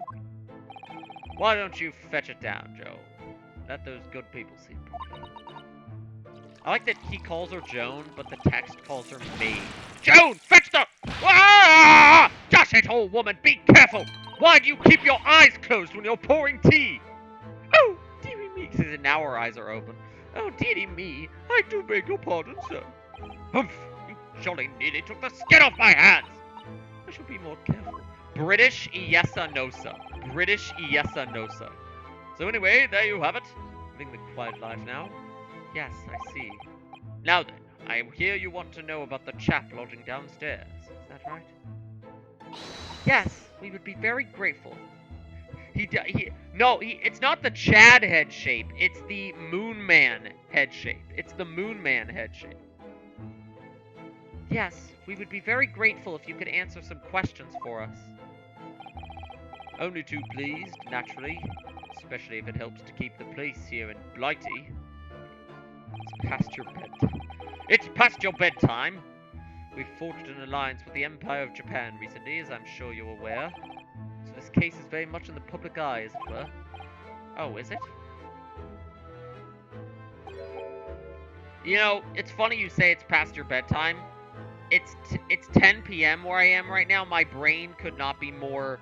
I feel like I'm more awake than I've been all day. My sleep schedule's fucked. It's not even really. I just, I haven't been, I don't know. Oh, it's past your bedtime. Blah, blah, blah. What? Why are you awing? What's happening? Okay. I even had some famous detective poking around, you know?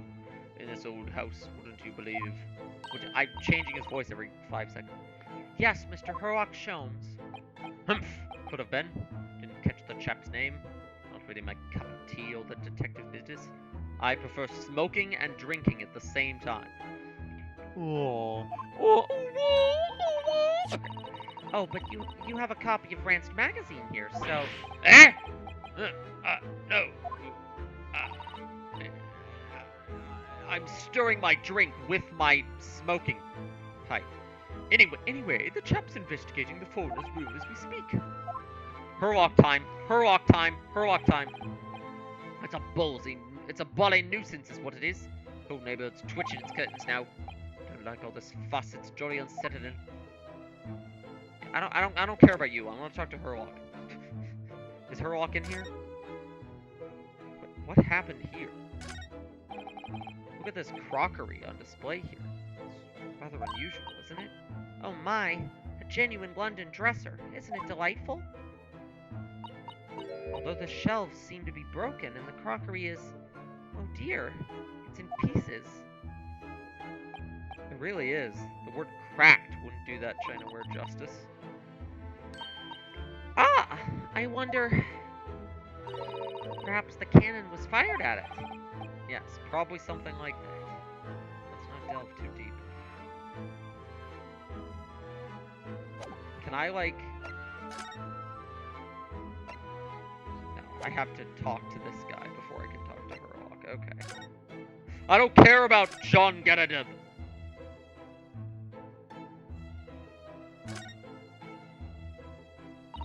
About Mr. Natsume, then, Mr. Garrett. Please, do tell us. Ah, yes, the Japanese chap. Only been lodging here for a week. Oh, just 1 week? So he moved in very recently. I have 2 lodgers most of the time. One on the ground floor and one just below us. First floor... Ah! Dash it all, Joe! Do be careful! Oh my good, her eyes are closed. That's why she keeps... Oh my goodness, I fell asleep while pouring tea again. If you want to know my opinion, I thought he was a shady sort from the moment I met her. She got a face like a... She got a face like a what's the, spiky puffer fish energy from Mario? But energy? The spiky puffer fish enemy from, Mario. Hold on.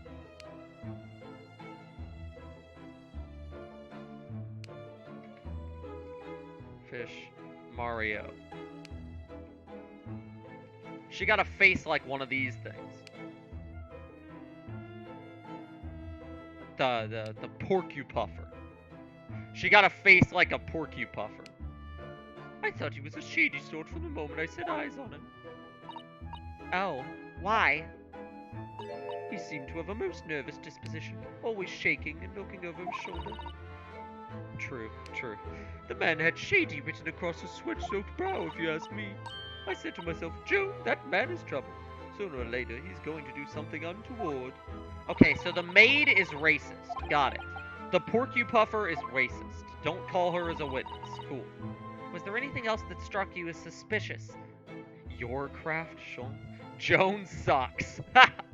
Jack, you come in and say you've like given a positive opinion of every character that's been presented so far, and now you're just like, Joan sucks. I love it. Was there anything else that struck you as suspicious about the man at all? Oh yes, indeed there was. He wasn't white. She only gets worse. Oh god. Does she show up in the trial? Don't tell me if she does, but I'm afraid now. Have you noticed anything else about your lodger, Mr. Natsume? Oh my word! The man was shadier than an orchard. Why are you talking to me? I'm not talking to you, Joan. Virgin Joan versus Chad Oldback. The Virgin Porcupuffer versus the Chad Oldback. Could you elaborate?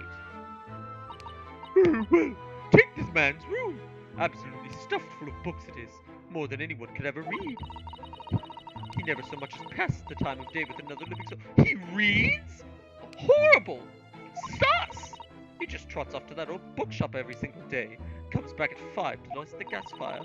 The funny little man is up long past the time everyone else in the house has gone to bed to. It's past your bedtime! Oh, I see. The gentleman on the ground floor goes to bed around 9 each night, but I've never known that Japanese fellow to retire any earlier than 2 in the morning. Ah. Could you clarify something, I wonder? What, pray? How do you know so much about Mr. Natsume's routine? Oh! I had understood that neither of the lodgers live on this floor of the house, is that correct? That's right, yes. They're both below us, on the first floor and street level. Then, how is it that you know so much about the lives of your lodgers? The precise times that they come back in the evening, for example, even the times they go to bed? I like how Moon Man is in a chair facing away from us so that we never actually see, like, him from the front. Because he looks so weird from the front. Good grief, Joan! Be more careful, woman! Oh my goodness, sir! I'm terribly sorry, sir! Something doesn't add up here.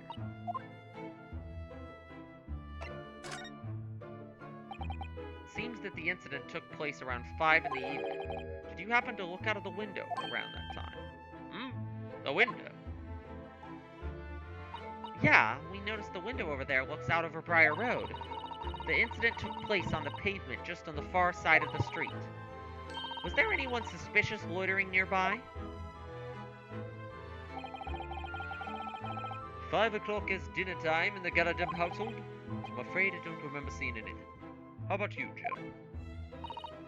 My eyes are closed in half the scenes. You really think I fucking saw anything?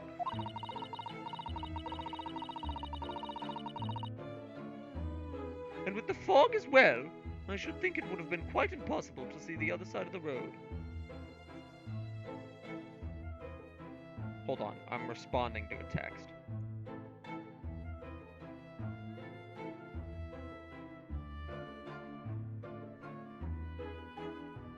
Okay. Oh, I see. Did you notice anything else out of the ordinary then? Such as...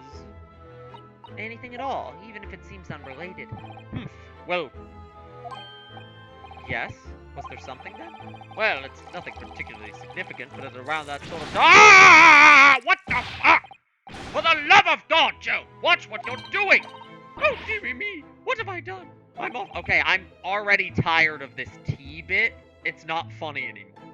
Do be more careful, woman. Of course, sir. If I may, Mr. Naruhodo. Okay.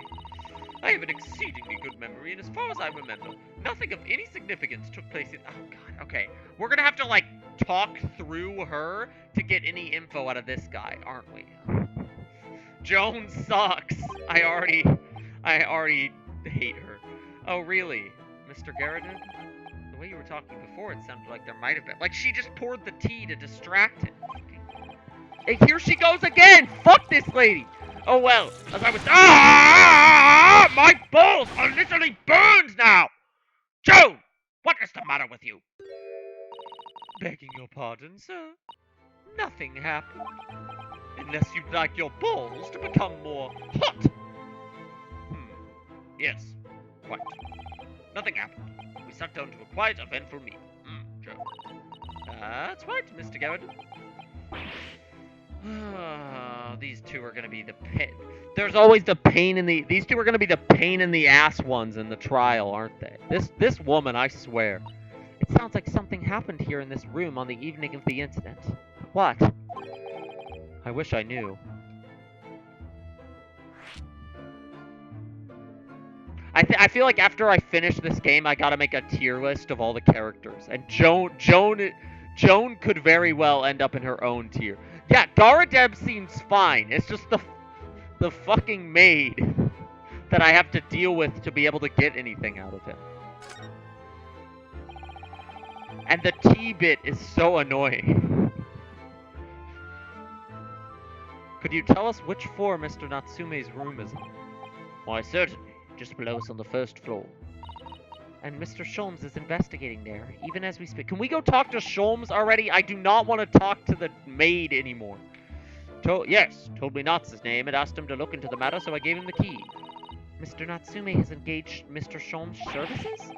That's a blatant lie. Would it be alright if we also had a look around? Mr. Natsume's room, I mean. Please say yes. Don't see why not. It's just down one flight of stairs. You know, this guy's at the top. We could have just gone straight to his room and not come up here. That would have been nice. Yes, and while we're there, we can speak with Mr. Sholmes again. Perhaps he'll be able to tell us more. Alright. F these two. Get me to Sholmes land.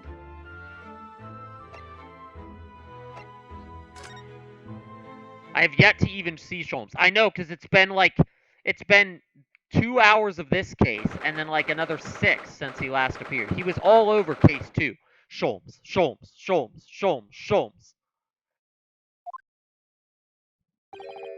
What? Just look at this place. And smell it. It's so musty in here. I suppose it's the mountains of old books that are responsible for all that. I don't think I've ever seen so many books in all my life. No, me neither. It's literally just books. This is a like sketchy apartment. It's so dark in here too. Because the boarded up window. Why did they do that? Is that the window over there?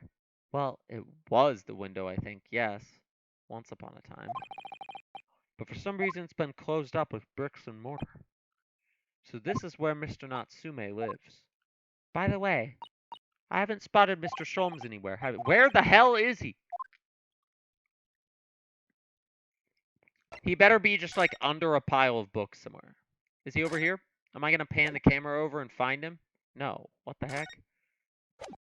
Oh, I can press right click to go back. Interesting. Is he under these books? I don't. Look at all these books. They almost reach the ceiling. They're all works of English literature, and they all smell so musty. With this volume of books to hand, you'd never be short of reading material, would you? No. What a dreamy idea. A bad dream, maybe. For me, at least. Mind you, I don't imagine the book that's been at the bottom of the pile now. I don't imagine the book that's at the bottom of the pile now will ever be read again. Ah, so reading it is an experience that comes but once a lifetime, just as the tea ceremony teaches us. Okay. I don't know what that means, but cool.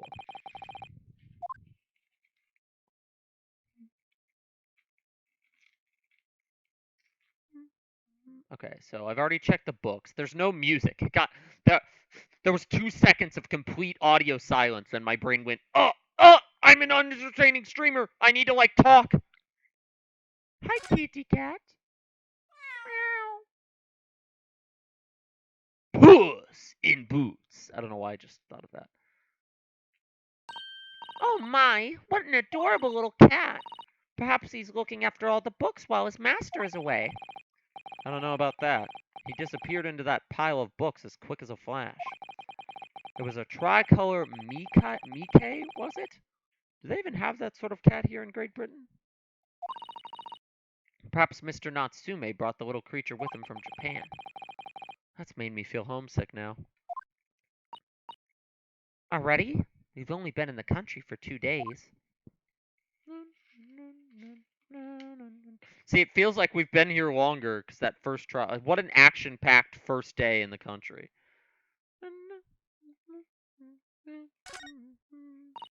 That desk seems to be wedged into a crevice between the mountains of books on either side. I suppose Mr. Natsume would sit there and read while stroking his cat. Yeah, he was on that boat for 2 months, and then within a day of getting here, all this shit goes down. But surrounded on all sides by these towering old tomes. Surely he dreamt of books every night as well. Yes, he must have done, mustn't he?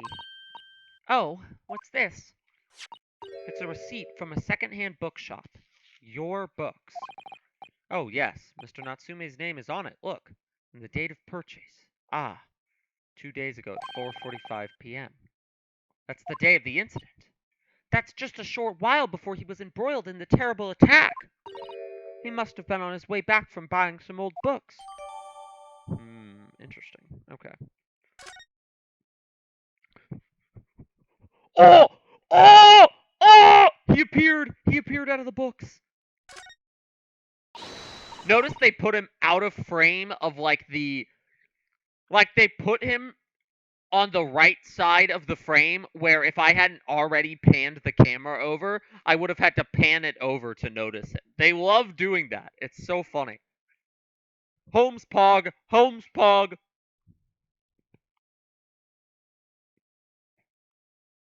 Sholmes Pog, excuse me. Sholmes Pog. Aha! There he is. Where did he appear from? He seems to be engrossed in the pages of an old book. I hope he won't mind if we disturb him. Hello, Mr. Sholmes? He's back! Ah! You two! Good day. Now, let me see. What was it that we met? Oh, Mr. Sholmes, we were together on the SS Burya. Yes, of course, the Burya. And let me see. What happened on that voyage? It was Kazuma Asogi. He died, tragically, but you were a great help to us. Ah, yes, but of course, the case of Mr. Asogi. It was the one with the snake, wasn't it? Oh, well, you seem to remember something of it, at least. What an honor to be remembered vaguely by the great Rock Schultz. That is Mr. Oh, no, my dear madam. Hold your tongue. I pride myself on my superior powers of recollection. Your names are safely recorded in my brain attic. Brainatic, as they call it. Miss Naruhodo. Finally, the real fun can begin. Exactly. This guy is... I've like, pogged off about all the other cool characters in this game. This guy is in a league of his own. This guy's crazy. I love him. Miss Naruhodo. And Mr. Susato.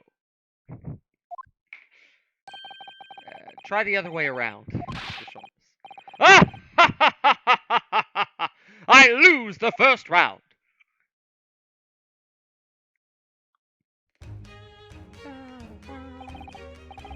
In truth, I'd hoped to invite you both to my Baker Street suite the day we arrived in London. We only arrived 2 days ago. He already like had to be reminded who we were, despite the fact that we only like got off the boat 2 days ago. But some Scotland Yarders ambushed me at the railway station and whisked me away to a crime scene. It was an entirely trivial case, of course. I solved the matter in no more than 30 minutes. So they apprehended Mr. Sosaki-san in that short amount of time? Soseki-san. I'm afraid the pursuance of a new case has dulled my recollection of my past involvements a little. A little?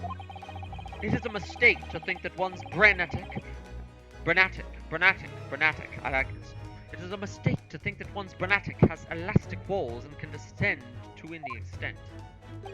I do my best to forget useless facts. Yes! Those are my own words of inimitable wisdom, you know, from an adventure entitled A Study in Scarlet. Please, there's no need to quote yourself. He's writing a research paper on himself. I don't always remember my pearls of wisdom, but fortunately, my associate pens them beautifully. He means Iris, I suppose. Mr. Sholmes, we have some extremely important questions to ask you about the trivial case you just mentioned. Goodness, what an earnest expression. My dear madam, I should be only too pleased, and this murky room is an apt place to discuss the murky case.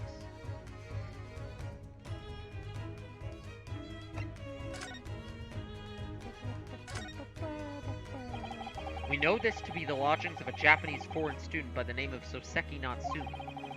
It seems that you assisted in his arrest, Mr. Sholmes, for the stabbing of a young woman outside here on Briar Road. Natsumi. Yes, I believe it was a name rather along those lines. But Mr. Natsumi denies it. Was it really justifiable to arrest him on so little? I'm sorry, Miss Susan, but I have not the slightest idea what you mean. What? I can't believe he was looking Susato-san squarely in the eye while feigning ignorance. I mean, the defendant did say that he freaked out in response to questioning and just kept saying, yes, I do, and I'm fine. So, like, maybe he didn't actually deny it. I assure you, I am not merely feigning ignorance. I never feign anything. I'm just actually ignorant. It would appear as if the pair of you were under some misapprehension. Oh, how? I assure you I have no recollection of accusing your stupid compatriot of the crime. Then why is he in jail? The good detective of Scotland Yard made the following request of me, and I quote verbatim. We need you to ascertain the identity and whereabouts of a man seen... Oh, so he just found the guy fleeing, and then they arrested him. Okay. Ah, a man seen fleeing. There was a number of books scattered on the pavement at the scene. From the book plates, I was quickly able to determine the bookshop from which they had been purchased. On speaking with the proprietor, I was immediately led to this address. Elementary, wouldn't you say? I believe there is a receipt around here somewhere from the establishment in question. So you don't think Mr. Natsume is the culprit? That I could not tell you. But it was aggravating my faculties, hence why I returned here. However, this place is such a trove of fascinating books, I found myself quite lost in bibliophilia. My brain just wants to say bibliography, even though that's not what I'm reading. Do not be deceived into believing that I am a man of leisure. No, no, no! Oh dear. Mr. Garrett, yeah, what do you think of the sussy landlord upstairs? Ah, tell me. Have you encountered the landlord of these lodgings? Yes, Mr. Garrett, a retired military man. It was the first time I'd ever met a soldier from the great British institution that is the services. And it was the first time I'd ever met a maid from the great British institution that is service. That's kind of a funny pun. Ah!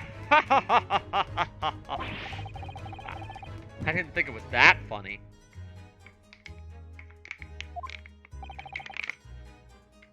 I do apologize. As you may well be aware, many households in London employ a maid. Yes, I read as much in my Great Britain book. And so conversely, whether or not a household employs a maid has come to betoken the social standing of those dwelling therein. Betoken their social standing? Sorry? Put simply, my dear friend, those who employ at least a single maid are considered middle class. Those who do not are beneath that. In the upper echelons of society, of course, households employ enough staff to constitute a large family. Goodness, how extraordinary. As you can appreciate, for those on the precarious boundary between the middle and lower classes, being able to afford just one maid is of the first importance. I had no idea. And it is for precisely that reason that I find great stimulation in the situation upstairs. specifically in the retired army veteran, Mr. John Garridon. Oh. Affable as he is, the fellow is hiding something. Whether or not it imposes on the circumstances of this case, I am as yet unable to ascertain. I'm thoroughly lost on what he means to say. So he agrees with me that the landlord is saucy. Awesome. The dingy room. This room is thoroughly suffocating for the soul, my dear fellow. I assure you, any man whose lot is to dwell in a place such as this will stab somebody sooner or later. Mr. Natsume has stabbed no one. Ah, but sooner or later, as I said. I don't believe that's the issue here. About this dark little room, Mr. Schultz. Why is there no longer a window? Do you have any idea? No window. Well, I mean, I can clearly see that there is a window. Of sorts. But it's been completely blocked with bricks. Ah, I see. The answer to that question is quite simple. Window tax. Window tax? What is that? Surely not a tax on windows. Precisely that! Oh my goodness. Until relatively recently, a tax was levied on households in this country by the number of their windows. Those of lesser means, having inherited a sizable and costly family home perhaps, rapidly closed windows up. Is this a real thing in British history? It's stupid, if so. Like, a window tax? That's how they tax property? And then, like, if you board up the window, like, that makes it not taxed? Like, that's odd. While the rich opened windows here, there, and everywhere, in an effort to curry favor with those in power by furnishing them with large sums of tax money. British people, and their window taxes. How awful and unjust, forcing people into living rooms devoid of light. Indeed, disease was rife as a result. So some 40 years ago, or thereabouts, the window tax was abolished. But its legacy remains, as you can see. Squalid lodgings such as these, for example. I suppose Mr. Natsume's stipend for living here in London isn't very generous. It would appear so. I've done a little digging, and discovered that these lodgings were offered at an extraordinarily low price. Because the room is so awful, I should think. Apparently Mr. Natsume only moved in here about 1 week ago. Or, I said that. However, I don't believe the low rent is explained by the shabby nature of the accommodation. Oh? Still, that is of little relevance here. A matter not worthy of further attention. Are you sure? Curious now. More reason to be sus of this Garridon guy. Well, I believe I've told you all I can now. Thank you, Mr. Sholmes. Ah, yes, Mr. Naruhodo. Was it not your intention to become a practitioner of law? You remembered that, did you? Will you perhaps be offering your services in this very matter, I wonder? To the occupant of this room, Mr. Natsume, was it? I'm not sure. Not sure? On what grounds? Well, I actually defended someone in court here only yesterday. Really?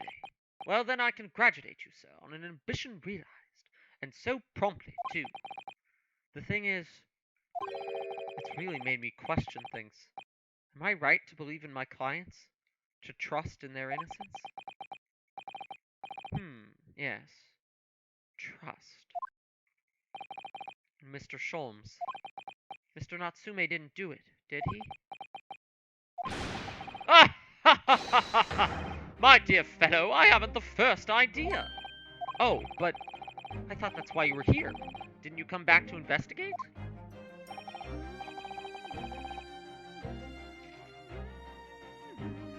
His theme is really good, too. Best character, best theme. Ah, yes, that was indeed my initial intention. But there are simply too many fascinating books here. Couldn't possibly ignore them. Oh, I see. Nevertheless, there are two facts that I can state quite unequivocally.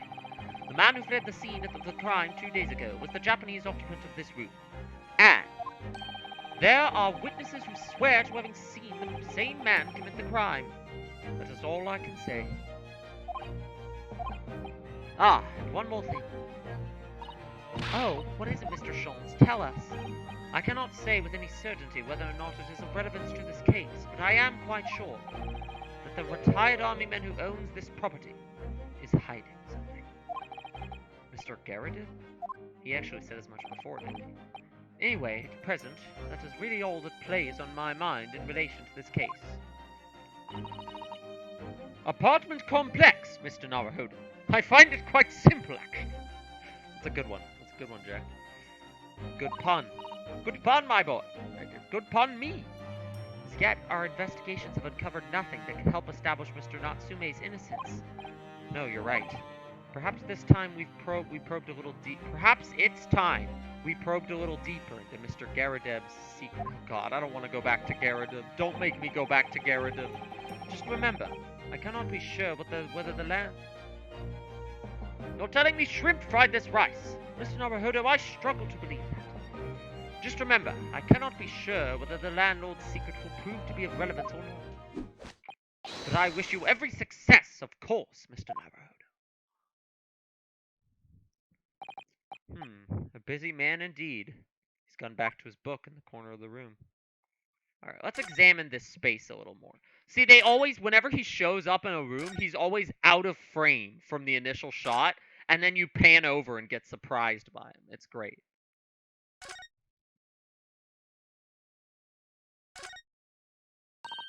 Oh, look! It's a beckoning cat from home. It's a bit big and bulky, isn't it? Surely Mr. Natsume didn't bring that mannequin Nico. I didn't say that right, but who cares? Yeah, Sholmes jump scare. They love doing the Sholmes jump scare. All the way from Japan with him. I hardly think you're in a position to comment, Mr. Naruhodo. Are you forgetting the enormous Daruma doll that you brought in your luggage? Well, it can't be dangerous traveling around. I wanted a lucky charm. Well, I imagine Mr. Natsume wanted the same, and this cat is sure to beckon good luck to him. It's not doing a very good job so far, is it? You mustn't say such things. I didn't say it. Why are my eyes such a giveaway? I love how much characters just respond to his thoughts. What else is there? The window. Do you even call this a window?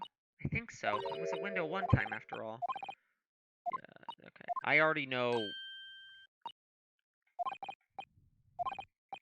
This dialogue does not matter. I imagine being cooped up in a room like this would be extremely trying. Okay. Desk. Teapot. Look at all these balls of paper on the floor. Almost window means it wasn't a window. There are notes scrawled all over them, in English. It looks like the waste paper basket is so full they've just fallen out. I think Mr. Natsume must have been deeply immersed in his research. Or deeply averse to tidying up his mess. I wouldn't like to speculate which is closer to the truth. I feel like this guy does more than just write haikus, as he claims. Like, why would...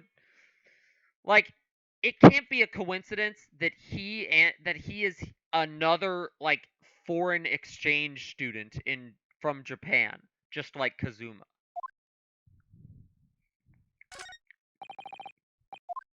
Okay, the bag is not sus. Alright, what else? Is there anything else in here to check? He was on the second omnibus, guys. He was on the second omnibus. I already talked to Sholmes, I think. Yes, so true. To be or not to be? That is indeed the question, Mr. Naruhodo. To be or not to be brushed off? That is the question. The answer is all too clear. Let's leave Mr. Sholmes in peace, shall we? Alright. I guess we gotta go back to the frickin' maid lady. Clearly. To be or not to be? Clearly. That is the question.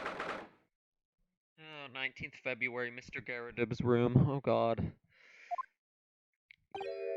Ah, you bear again. Tell me, was the detective chap, I forgot his name, still hard at work down there? Yeah, Mr. Herlock Sholmes? Ah, yes, ring a vague bell. All that detective business isn't really my thing, I'm afraid. Well, Mr. Sholmes is in his element down there. Jolly good chap. Another cup of tea, if you please, Jim. No, no, please, not another cup of tea, please. Now then, why don't you tell me what— Ah! For the upteenth time, woman, will you watch what you're bally well doing? I shall be serving dinner shortly, sir. Ah, yes, of course. Frightfully rude, but I'm afraid I shall have to ask you to take your leave, if you'd be so kind. Oh, yes, of course. Oh, good. I don't want to talk to you anyway. Not at all, not at all. Don't get much chance to talk with young foreigners like yourselves. It's been a pleasure. Best of luck and all that. Perhaps you could see yourselves out. According to Mr. Sholmes, Mr. Garridib is hiding something. Perhaps we should do some digging. Does that mean examine? I don't...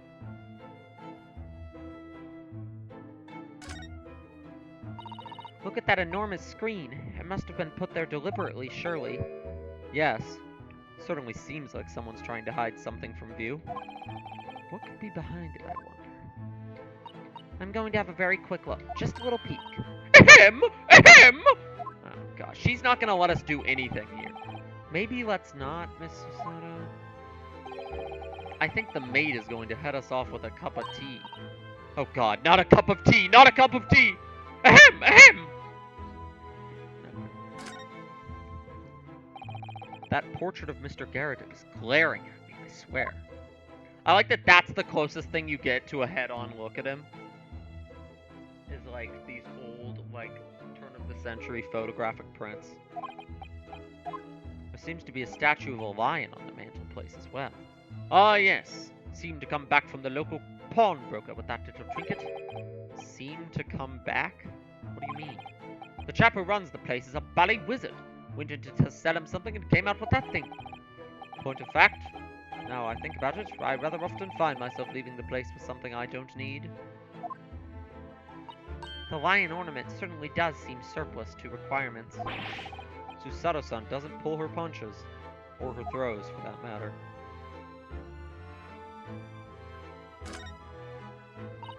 That looks like a Medal of Honor, and it's showcased on a very grand banner. Yes, it's displayed with some pride, I would say, though it bothers me that it's not straight. What? That old thing? Sorry? I should be glad to see the back of it, but the general would turn in his grave if I disposed of it. The wall's the best place for it. Keeps the bally thing out of the way. So it's just been polished to shine by accident, I suppose? There appears to be an inscription on the medal itself. It says, "For distinguished participation." Sounds like the kind of honors even I could be in line for. Well, it's a participation trophy. I was given that for my time in the army. Can't measure an officer by the number of medals to his name, of course. Common knowledge in military circles.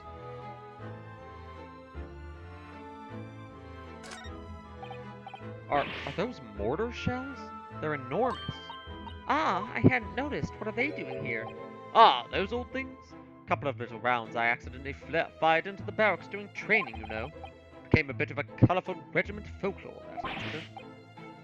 You mean you deliberately hunted out the spent shells? Well, I wouldn't say deliberately, exactly. They're only scrap iron, after all. Usually just thrown away, I believe. But you never know when things might come in useful to you. Useful for what, exactly? I just noticed his cane over here. Yes, well...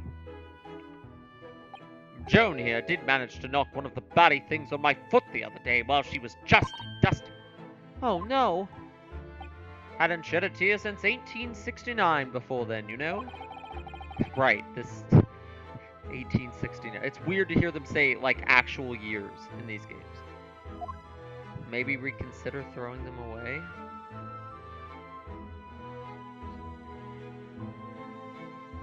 Wait, what is this?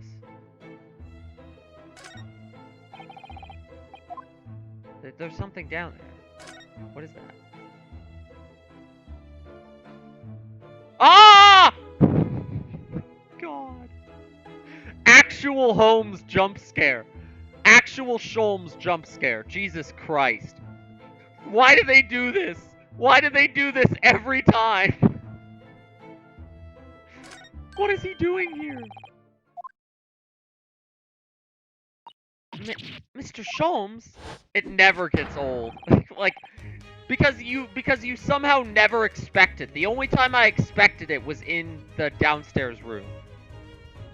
There's a great clip from the last stream Sholmes was in, where I'm literally yelling like, "We need Sholmes! We need Sholmes! We need Sholmes' help!" And then I pan the camera over and he's grabbing onto a hook on the wall, and I just start screaming, "He's here! He's here!" Aha! We meet again, my dear fellows. Good gracious! When did you sneak in here? Sherlock Sholmes, sir, at your service.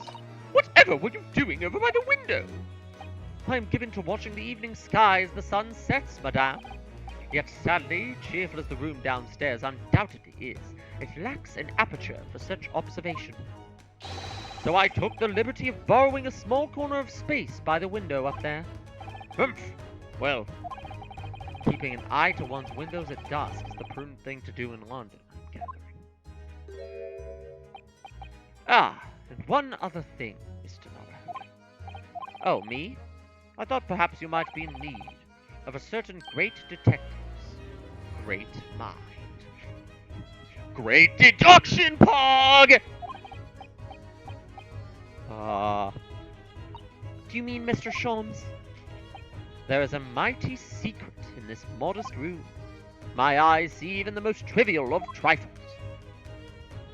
I take it you're prepared, Mr. Noah. I think so. There is just time enough for one of my greatly admired great deductions. Let us conclude the matter before dark. Oh boy, let's go, let's go. Mr. Garrett, though it would seem you are a military man of considerably distinguished service, your standing as a landlord is most certainly not what one might call first-rate. I'm afraid, sir, that it is all too clear to me. There are two conclusions I've been able to draw by careful observation of your living arrangements. I beg your pardon? The first is that even as we speak, you are concealing the presence of a ferocious beast in your care.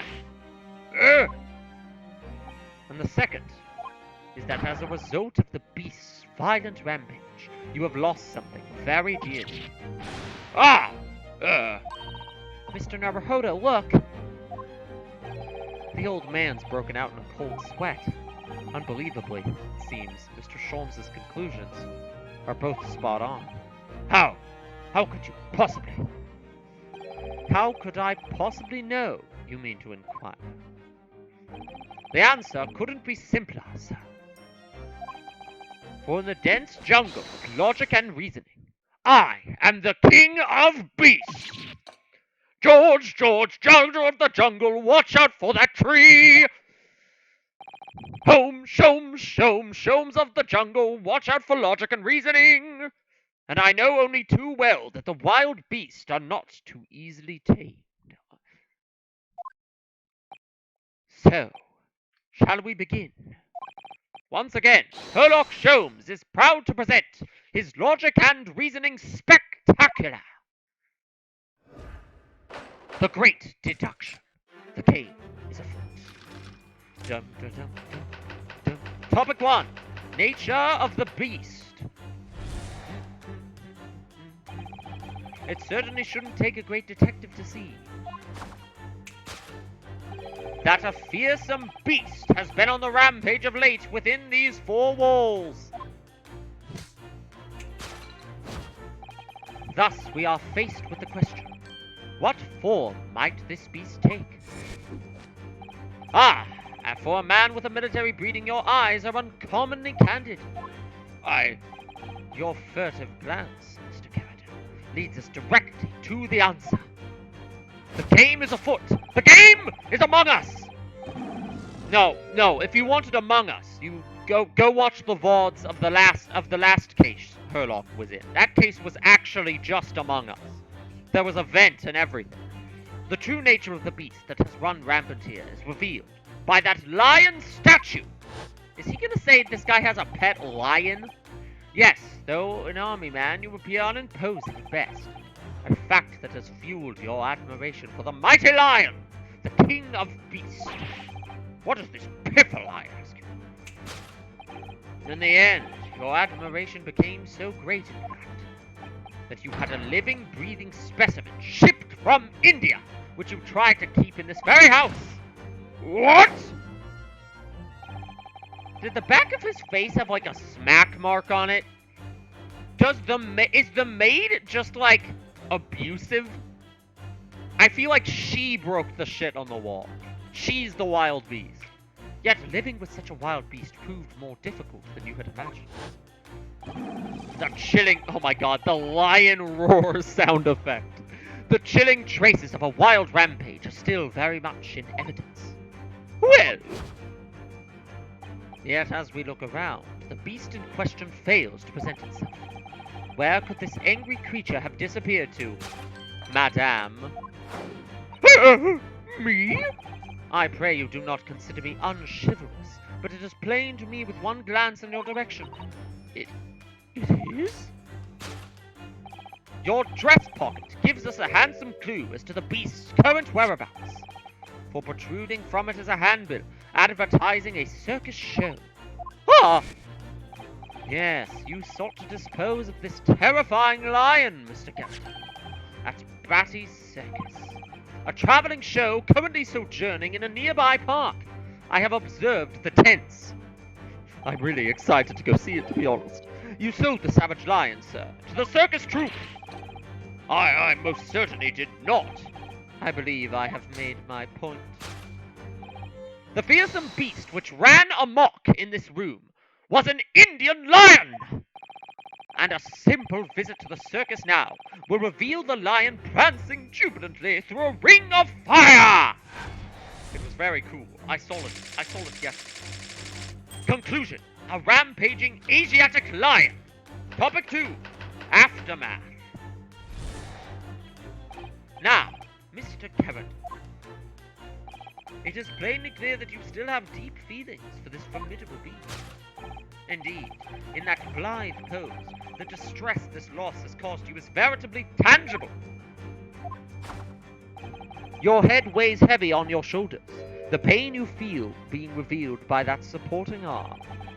Amid fits of tears, you let your beloved beast go. The strain of losing something so dear to you is clearly visible in your visage. Nonsense, man! I simply... But what, we must now ask ourselves, is the true cause of this pain? It's probably the weird handprint on the other side of his head that we conveniently can't see from this angle. I'm sure once we get a chance to solve this, we'll be able to rotate around and, like, point that out. We need only follow the direction of your gaze to find the answer. Oh god, there's more. Yes, it is this pile of bills that has given rise to the pain you suffer. Every envelope contains another demand for payment. Ah. For cartloads of meat, potatoes, wheat, and tea. Indeed, feeding your beloved has had a devastating impact on the financial circumstances of your household. And so you had no choice but to let it go. Let it go, let it go. Can't hold it back anymore. Yes, well, Now, in a final fit of rage, the furious beast carried out one last, unimaginable attack. Unimaginable. The aftermath of which can clearly be seen by observing the carpet over there. A very expensive woolen carpet, if I'm not mistaken. Oh, dearie me. What could have caused such a destructive outburst? Ah. This time, madam, I'm afraid it is you who has inadvertently revealed the truth to me. Your wandering eye has settled upon the answer very neatly indeed. Strawberries! That's really good looking. Can I have a slice? I'm taking a slice. Yes, to explain the dire state of this carpet, we only look at the Tower of Cakes. Oh, good cake.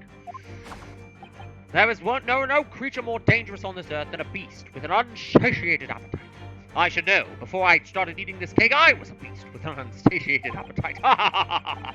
Was it or was it not? Once said by a certain nobleman, if they have no bread, let them eat cake! Food is at the heart of all tragedy, in fact. Whatever do you mean? Having tired of the taste of cake, the beast began to stalk its next prey. I throws the cake against the wall. I'm sure I need not spell out the nature of this final act of destruction carried out by the beast. There is only one logical conclusion. Worked into a frenzy by hunger, the lion attacked and ate the carpet. The teeth marks in the carpet are a perfect match with those of a lion I once saw in India. Conclusion. Carpet gnawed on by the starving lion. Thus concludes Sherlock Holmes' great deduction of this beastly puzzle. So, oh my god. Oh! Pogface! Pogface! Ah! What is the matter with you, Joan? You're pouring. He's completely wrong. That's for those who were not here for previous streams where he appeared. The whole gimmick of his character is that he comes up with a deduction based on a couple pieces of evidence, and then we have to help him fix the deduction by directing him in the right point with the same evidence. It's very fun. It's very fun. Oh, I'm sorry, Mr. Garrideb. I'm afraid I didn't notice. Because what he does, he's just very ADD brain Sherlock Holmes. Like, he finds like 3 or 4 clues and then just comes up with some crazy shit based on those clues, and then we have to help him. He is the smartest and dumbest character in the game. Yes, exactly. My deductions can be startlingly sharp. It stands to reason that your cup runneth over. Indeed, my revelations can make people spill tears at times, too. Oh. And I also love that all of his deductions are so utterly, like, confusing that whether he's wrong or right, the person he's deducing will just be, like, stunned into silence. 100, nat 20 on charisma. 20 charisma, 100 intelligence. All charisma build, 100 charisma. That's what I mean. Mr. Sholmes, sorry to butt in again, but can I make an observation? Why, certainly, Mr. Narrowhood. What is it? Again. Well, your deductions just now. Do you really think a lion could have fit inside a room of this size? Indeed, it is the only explanation for the facts. The terrifying truth all too often lies beyond the realms of common sense. Charisma 100, wholesome 100. He is wholesome 100. Wholesome 100, you call me? What exactly does that mean, Narrowhood? But wouldn't it be an idea to consider what lies inside the realms of common sense as well? He just has a very Our wholesome boy just has a very, very active imagination. We love him. But if an uncaged lion had run amok in this very room, surely Mr. Garrideb and his maid would have been hurt. Or worse. Ah, that's where you are stuck? Well, no doubt the former military man held his own against the beast using that large cannon. I thought you said that they sold the lion to the circus. And what about the food? Meat and potatoes are one thing.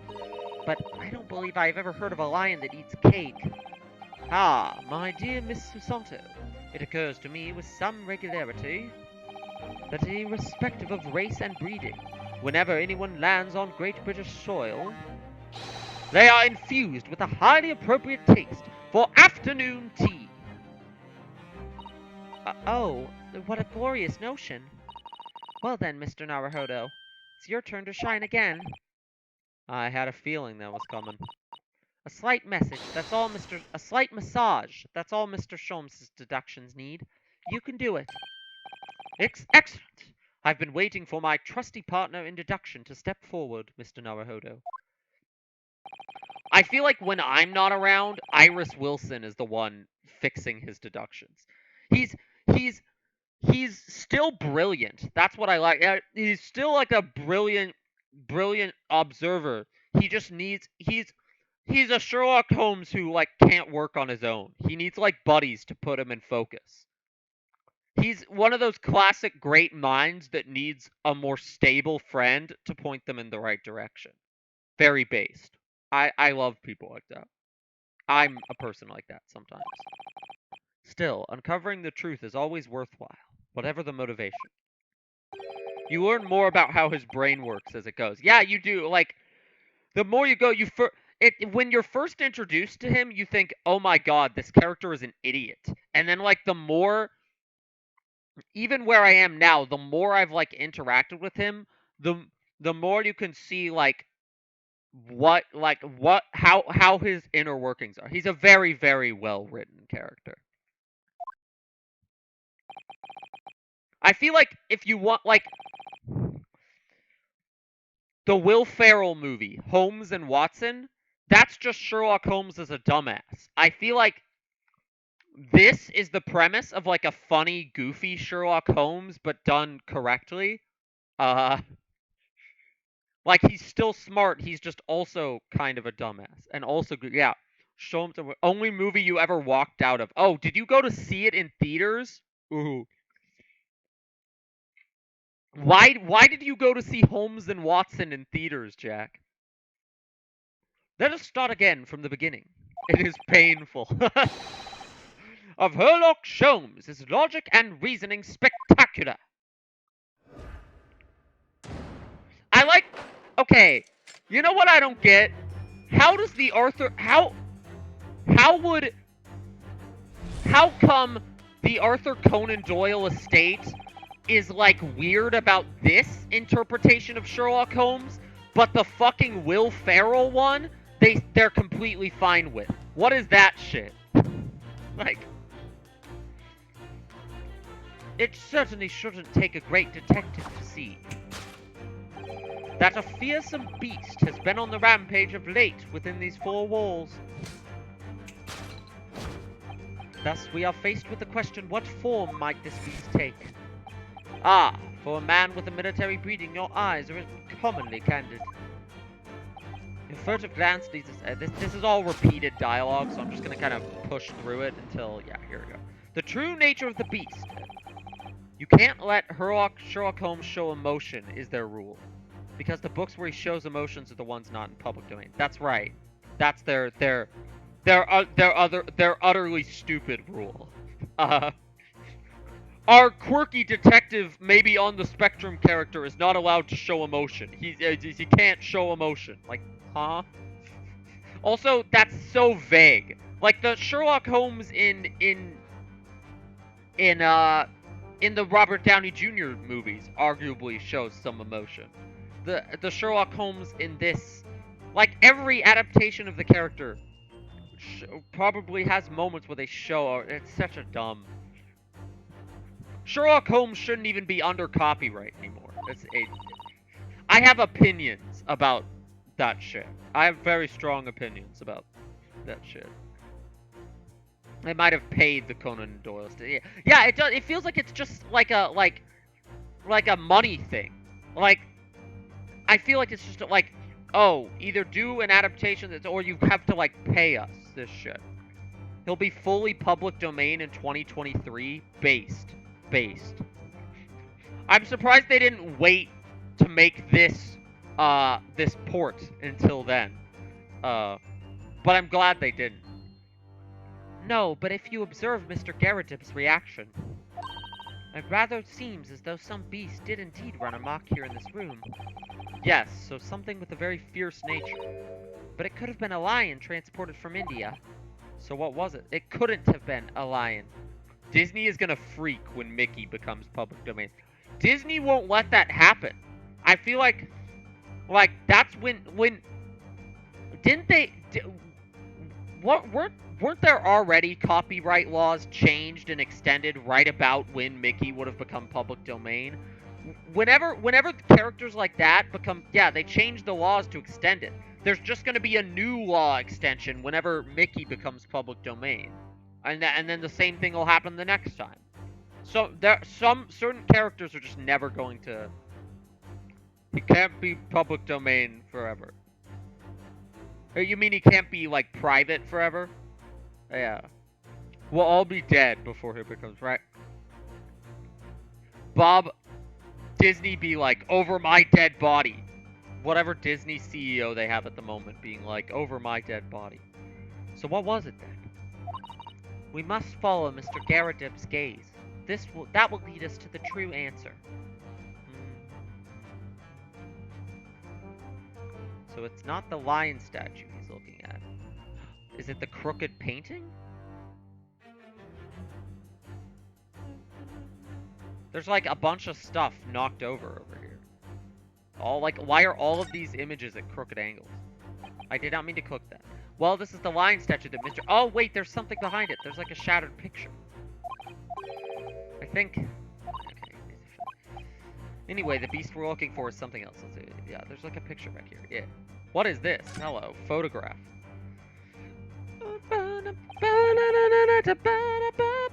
Is that a freaking baby in his arms? What's this photograph? It appears to be from Mr. Garrideb's wedding. He looks very happy, doesn't he? He does, but is that his bride? Why is she tiny? What the hell's going on here? Did he get... He does, but you can't make out his bride. No, how unfortunate. Something must have struck the glass directly over the woman's... Is the maid, like... What the hell is going on here, dude?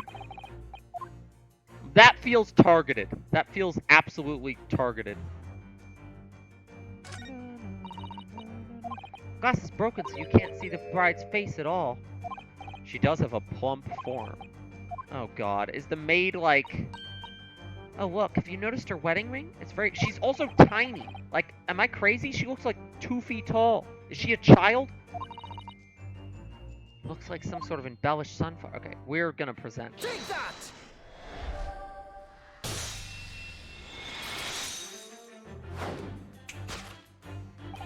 The true nature of the beast that has run rampant here is revealed by that newlywed bride. Precisely, Mr. Naruto. No other explanation could possibly fit. Yes, this framed print pictures your wife, Mr. Garrideb. And while we lament the fact that her face is obscured, we can still make out her mighty arms and note the considerable horsepower they must contain. Oh, indeed. Surely any woman of such powerful constitution would be honored to be described as a beast. Honored might be stretching. Oh my goodness. Too late. Too late. The fact remains that the beast, which so clearly savaged this room, was your wife, Mr. Garrideb. Boomer hate wife, am I right? The chilling traces of a wild...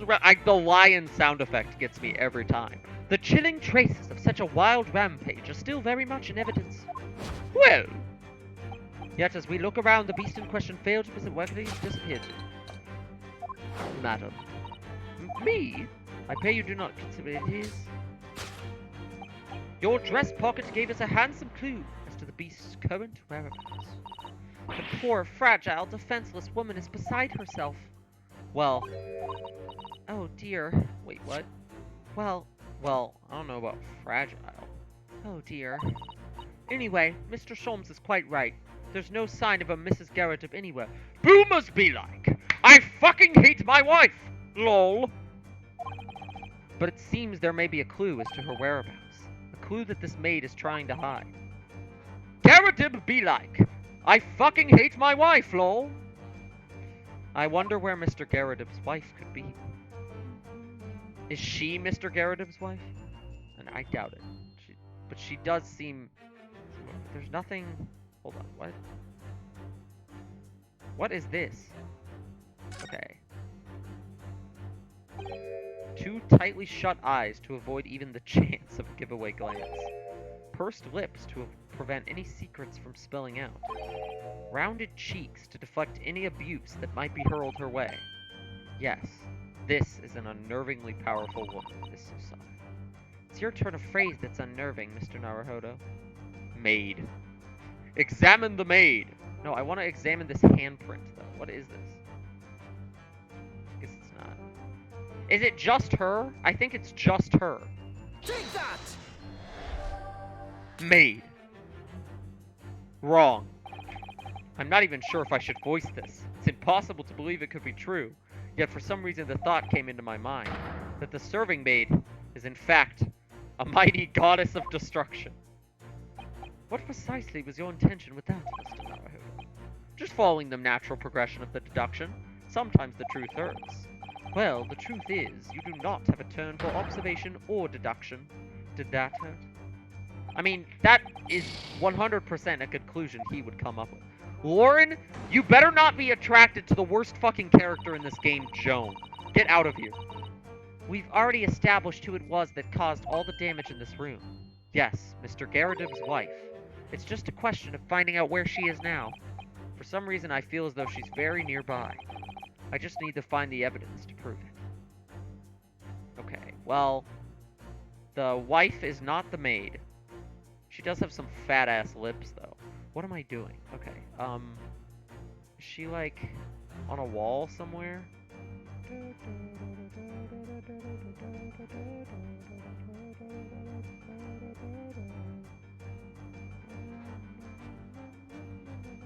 Trying to find literally anything else to click on. Teapot. What a charming little teapot. And it's in pristine condition. Joan has been pouring some deliciously fragrant tea from it for Mr. Garridub, hasn't she? Well, not so much for Mr. Garridub. She is I'm gonna regret saying this. You did this. All of you saying she has cake in the chat, you did this. Is Joan a power bottom or a top? Feel free to answer, because I'm not going to. It had to be asked. It didn't have to be asked, but it did. It had to be. I wouldn't dream of drawing attention to it. And what do you mean a power bottom, Naruhodo? Focus on the investigation, weirdo.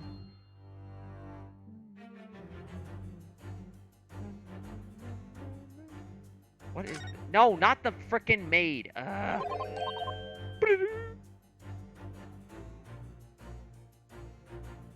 There's nothing else I can even click on.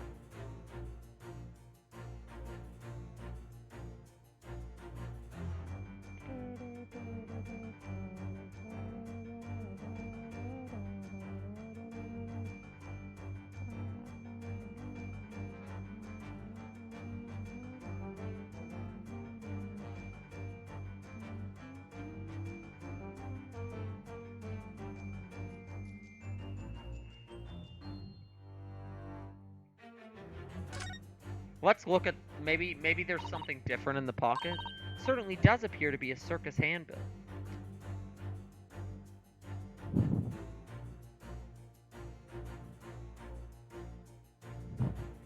She's probably... God damn, I don't... Why did I bring this? I should not have brought this up. Pegging Patsy! And Jesus Christ. Batty's Circus is currently performing shows in a park not far from here.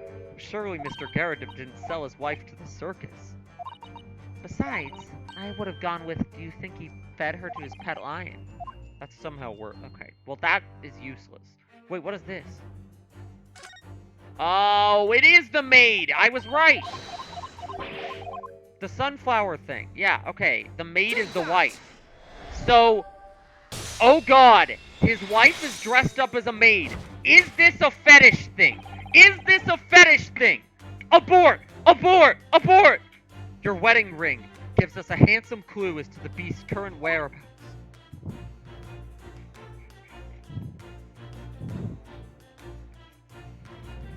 Casey about to get flamed in chat for not knowing if she pegs. She probably, I don't know. Fetishes in my detective? Indeed it does! That flowery band gleaming on your finger gives you away. For it is identical to the one shown on the hand of Mr. Garridub's bride in this photographic print. Okay, he has a maid fetish. She has a fucking pain fetish. That's why she keeps pouring the goddamn the goddamn tea too much and spilling it over his cup onto his balls. This is all so cursed. I hate this. No. You're not a maid at all. You are Mr. Garridub's lucky bride. You are Mrs. Garridub herself. Oh my! God!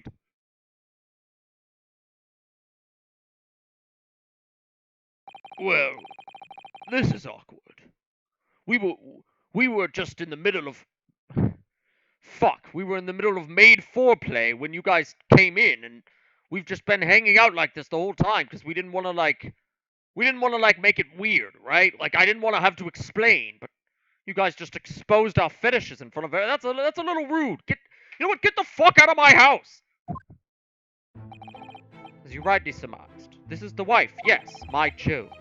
Rather let herself go, you might say. Ah! It would appear that you don't live in the most comfortable of circumstances. Oh! What Herlock mentioned earlier about, like, lower class people wanting to say they have a maid so they can appear more middle class. She's probably pretending so that he can appear a more upper class than he is, like he has a maid. That and there's a maid fetish. After all, you are a retired army man, yet you are in the business of renting out rooms. I would assume, therefore, you have insufficient means to employ a maid. Would that be correct? It's not right, I tell you. I was second lieutenant of the 3rd Regiment. A man has his pride, don't you know? By golly, it's a sorry thing when a chap can't even afford to have a single maid in his employ. Yes, here in London one is rather judged. A household cannot be considered worthy of society if it employs no staff at all. Though, in my considered opinion, such concerns about appearances are a folly. You mean Mr. Garridub has his wife work as his maid? Precisely. Am I right, Mr. Garridub? Oh, fuck me, dude. Only in company, obviously. But listen here, this must remain a secret. Top secret! Please. I can't let anyone know. But my fetishes. Nature of the beast. Conclusion. The raging wife of Mr. Garridub. He has a maid fetish. Topic 2. Aftermath. Let's move. Now, Mr. Garridub. It is plainly clear that you still have deep feelings for this formidable beast. I like that line works in both contexts.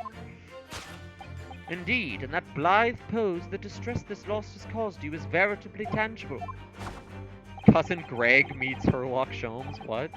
Your head weighs heavy on your shoulders, the pain you feel being revealed by that supporting arm. Mr. Sholmes is quite something. He's calling Mr. Garridub's wife a beast. Yes, as a woman, that feels rather uncomfortable. Based! They're acknowledging how weird they're acknowledging his weird-ass comparisons. But Mrs. Garridub is standing beside her husband as we speak. In other words, he hasn't lost his beloved at all, has he? Based and beast pilled. Well, shut up. Based and what the fuck is her name? Hold on. My brain is Susato. Based and Susato pilled. Oh, how true. So perhaps that something?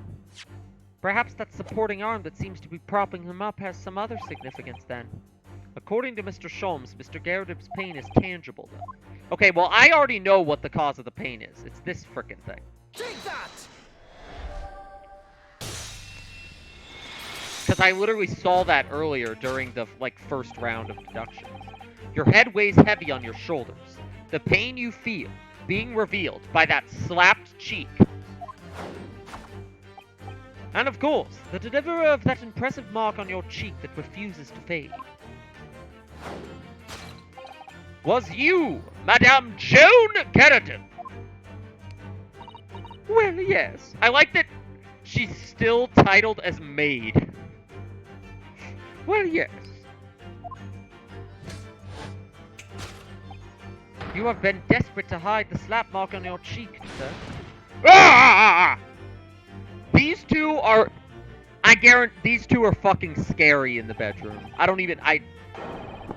the blazes? How did you work that out, man? He's legless right now. That's why he hasn't gotten out of the chair. He's legless. Domestic abuse funny if happening to men. Creeper emoji. Nothing escapes the notice of one trained in the art of observation, my dear fellow. That's why you haven't looked directly at us even once. It's all just an elaborate, funny boomer hates wife joke. That's this whole case. Now, let us proceed to the next conundrum. He looks so done with us. He's like, you came into my fucking house. He's like, you came into my fucking house, exposed all my fetishes, and then, like, subjected me to humiliation over my domestic abuse, and also called my wife a fucking beast. What the hell are you people doing here? Like, this is not... In other words, we must ask ourselves what caused Madame Gerardin to fly into a rage. And we need only follow the direction of your gaze. And we need only follow the direction of your gaze to find the answer. Yes, it is this pile of bills that has given rise to the pain you suffer. Yeah, exactly. She's abusing her husband who may or may not have a physical disability, and the game is like, funny tea pouring joke on tea pours on crotch. What are you doing? Stop fucking up the tea pour. Which was like not funny.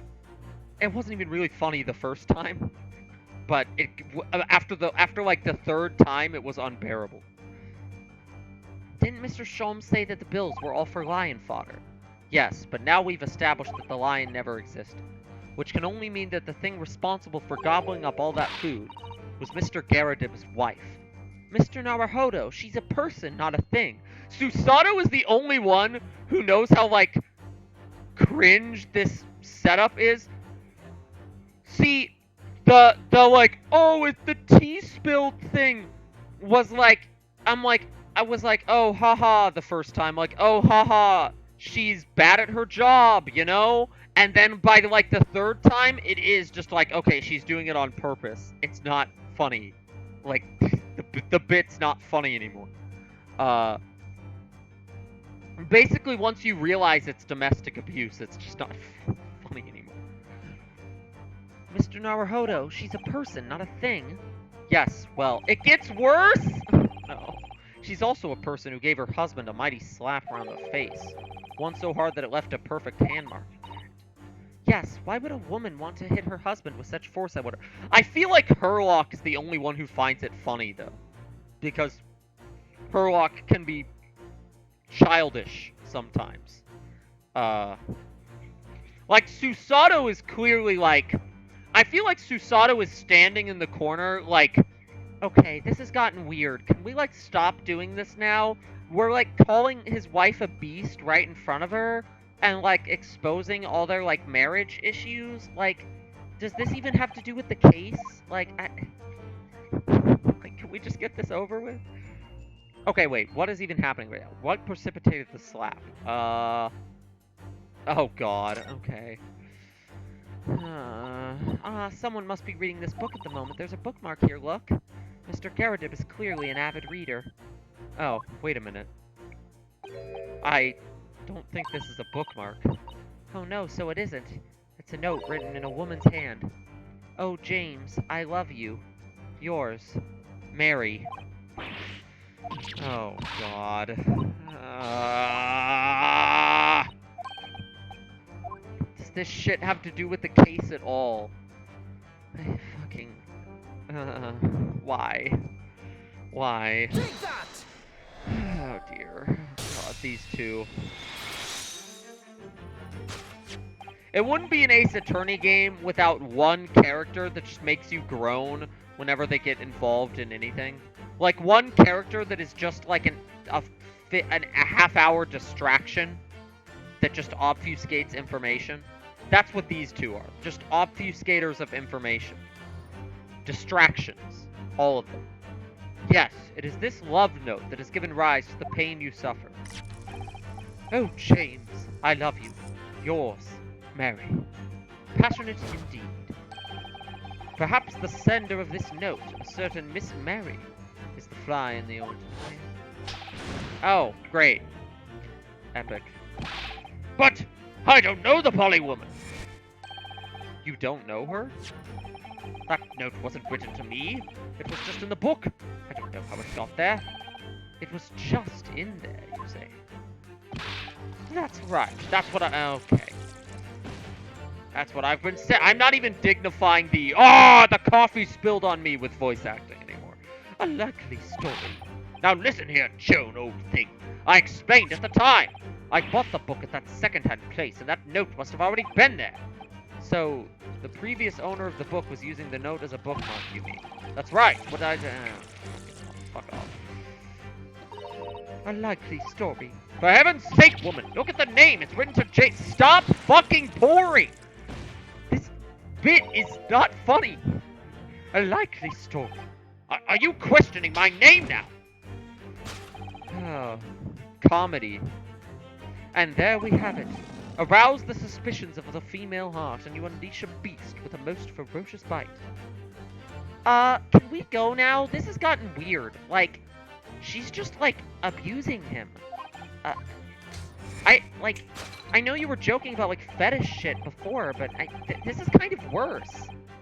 Now, in a final fit of rage, the ferocious beast carried out one last, unimaginable attack. Unimaginable? The aftermath of which can clearly be seen by observing the carpet over there. A very expensive woolen carpet, if I'm not mistaken. Oh, dearie me. What could have caused such a destructive outburst?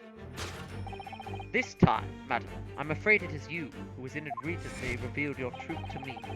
Why do her face cheeks have jiggle physics? I don't know, because she's the most cursed character in the entire game. That's why.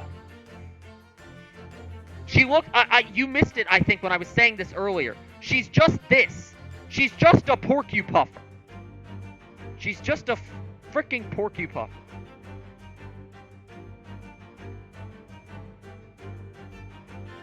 She's just a Mario enemy. Yes, to explain the dire state of the carpet, we need only look at the Tower of Cakes. She's a porcupuffer, right down to the fucking, like... Right down to attacking innocent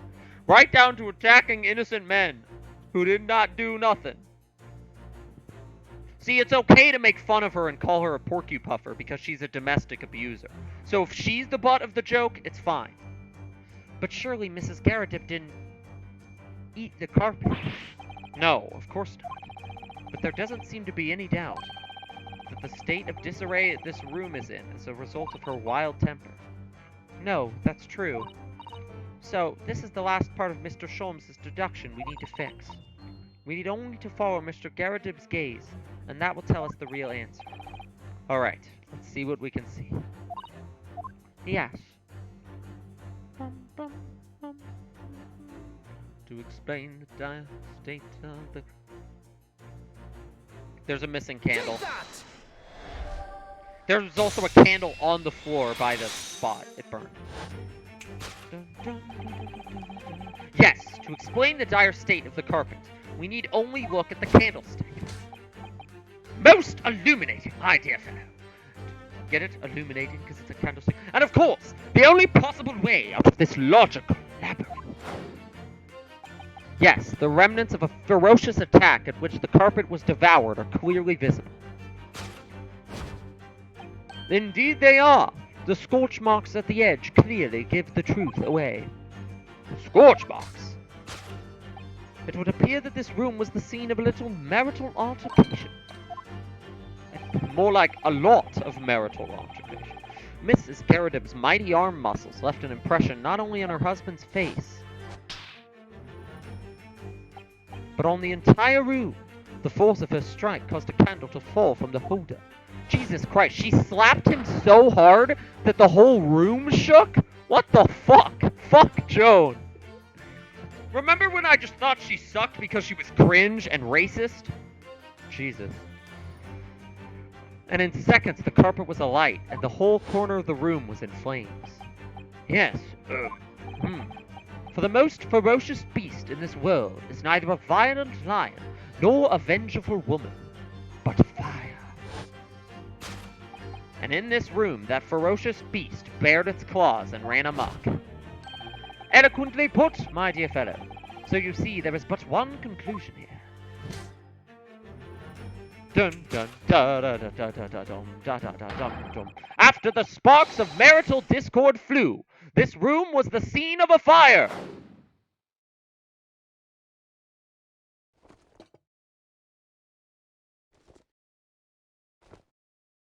Oh, there we go. Now we get a head-on shot. Mr. Sholmes, sir. I salute you!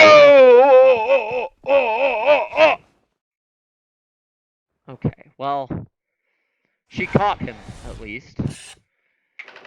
Conclusion. Fuck this case. Domestic abuse. Solved. Did you guys enjoy the Great Deduction?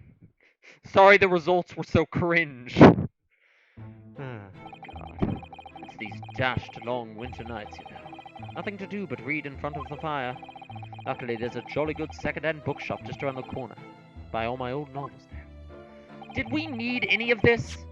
Like, we did all of this to find out what? That he went to the bookstore? And in the pages of one particular novel, you discovered some rather illicit material. This was cringe. Where the fuck is Wilson? Bro, yeah.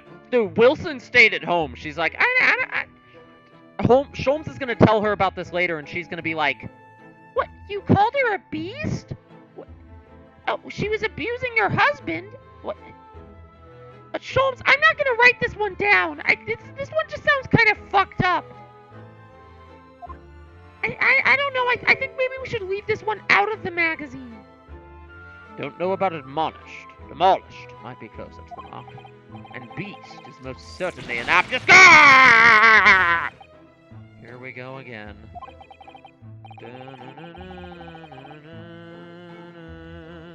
And the carpet. Was that destroyed by fire when a candle fell on the floor? Afraid to say it was. Happened in the blink of an eye, you know. The whole place filled with smoke. Couldn't see about anything. I was caught between the old stick's rage and the raging flames. You paint a torrid picture, sir. One that would have been most entertaining. See, Sholmes finds it funny. Not cool, Sholmes. Cringe. That's cringe. That's cringe, Mr. Sholmes. Also, like, this one really showcased. I love the Great Deduction segments, but they are why are they all like an hour long?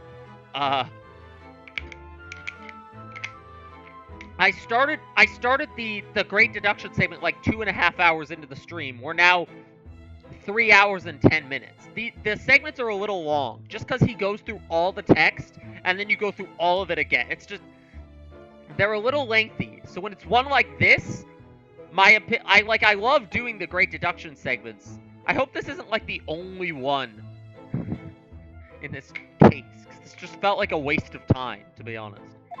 Like, we could have gotten this information in 10 minutes.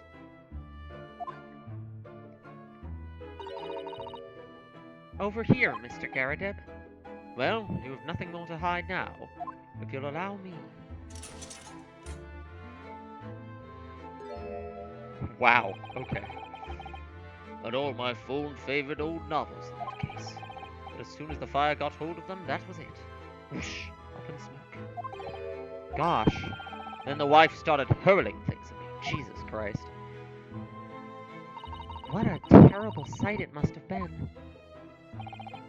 I wish it was like funny fetish shit instead. There was I, back up against the window, under heavy enemy fire. Incendiary books coming from the horizon. Worst of it is, I lost my favorite. A book called The Lion's Pride. Wait a minute.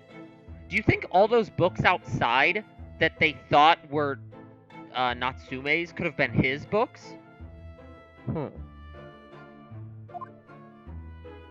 The Lion's Pride. Ah yes, your notorious love of big cats coming through again. Have you seen the show Tiger King? It's on Netflix. I assure you, the title didn't influence my choice in the slightest. So the poor man really did lose something dear to him as a result of the ferocious beast's rampage. Mr. Sholmes's deductions turned out to be correct once again.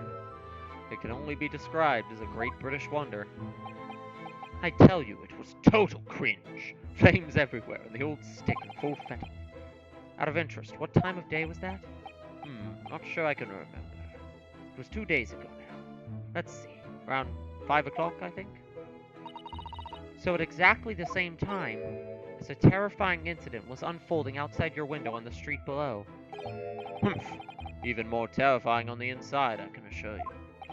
The whole of Blighty could have been flattened outside my window at that moment, and I wouldn't have noticed a dashing thing. Oh, really?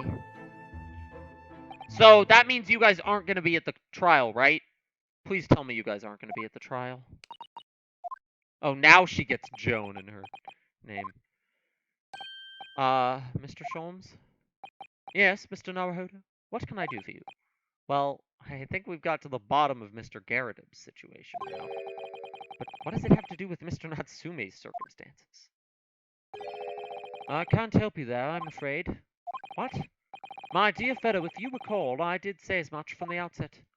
I warned you that although I knew the retired army man to be hiding something, I could not be sure whether his secret would prove to be of relevance or not. I decided to reveal it anyway, because I'm kind of an asshole. Now, Mr. Naruhodo, you mustn't lose heart. Bear in mind that all things fall into one of only two categories. Those relevant to the case, and those not.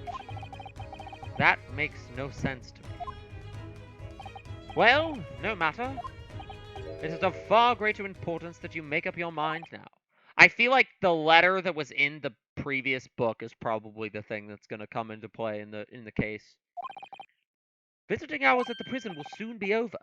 Oh, I wasted all day with this stupid unloading this couple's baggage.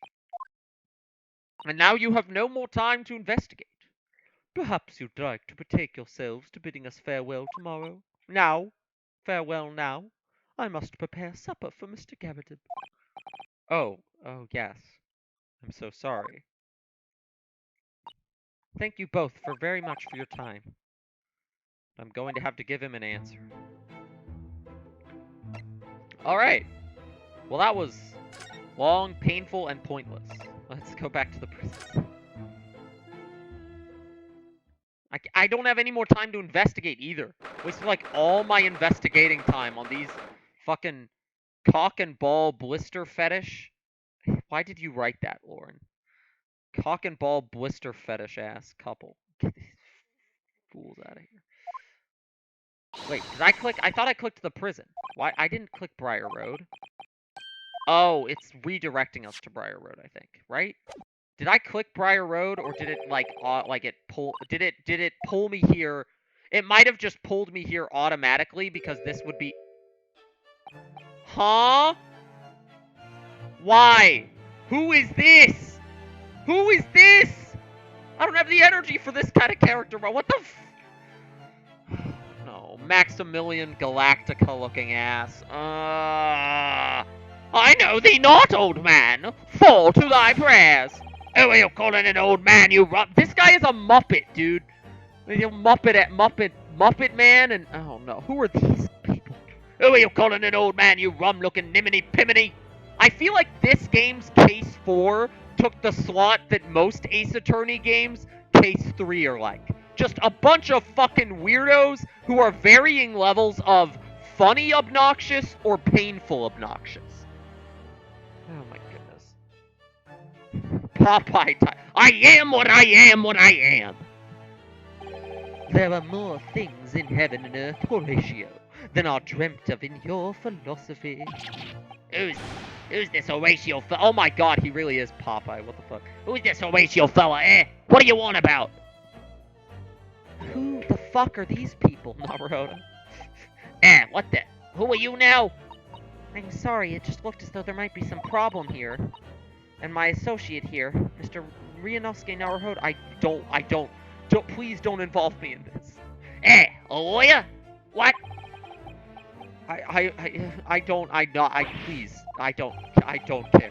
Tisk! Fine, I'll be on my way for today. But you mark my words.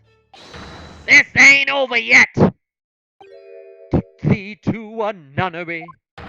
Do I look like a bloomin' nun to you? Ah! God. Insufferable. Absolutely. I do hope you're not injured. Oh, fair Eastern maiden, thou art so gentle. Thank you. What was that? Does he talk exclusively in Shakespeare quotes? Oh, God. What was that all about? These two are definitely going to be at the fucking trial. There are more things in heaven and earth, Horatio, than are dreamt of. He only knows like 5 Shakespeare quotes. 12th night type beat. I'm not Horatio either. Forgive the inquiry, sir, but are you a lodger here? In the Garadeb residence? Oh, fair Eastern maiden, thou art so right. Yes, I do dwell in this humble abode. Mr. Garadeb mentioned that he had another lodger, didn't he? And this one's as kooky as all of them. Fuck. Do you happen to know the other lodger who lives on the first floor? Ah, yes, a gentleman named Natsume. Oh, more worthy of polemist in my battle of words ne'er could there be. Oh, these two have rap battles and shit. Who is the stronger, Hamlet or Macbeth? Mr. Natsume and I sparred long into the night. I see. I don't fully understand, but it seems Mr. Natsume and this gentleman are acquaintances at least. So, fair maiden. So, good gentleman. I don't like the way his mouth hangs open like that. I really don't. I can tarry thee no longer. Farewell. I didn't really understand him, but I think he's returned to his room. Seems he's unaware of what really happened, of what's happened to Mr. Natsume. With Soseki-san and that man as lodgers, the Garadib house is certainly full of extenders. I hope I never have to step foot inside the Garadib house ever again. What a horrible, horrible place.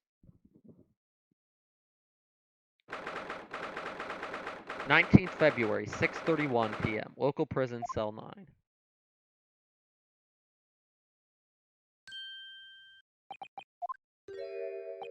Oh, it's you. You're here. You came. I can't believe you came back. I'm so touched. We are so sorry to have kept you waiting, Mr. Natsume. Oh no, think nothing of it. Relax. If I were a cat, I would purr with pleasure with the company of such fine compatriots. Noble, nurturing, never failing, Nipponese! Oh, now, let's not get carried away. Oh, I quite agree.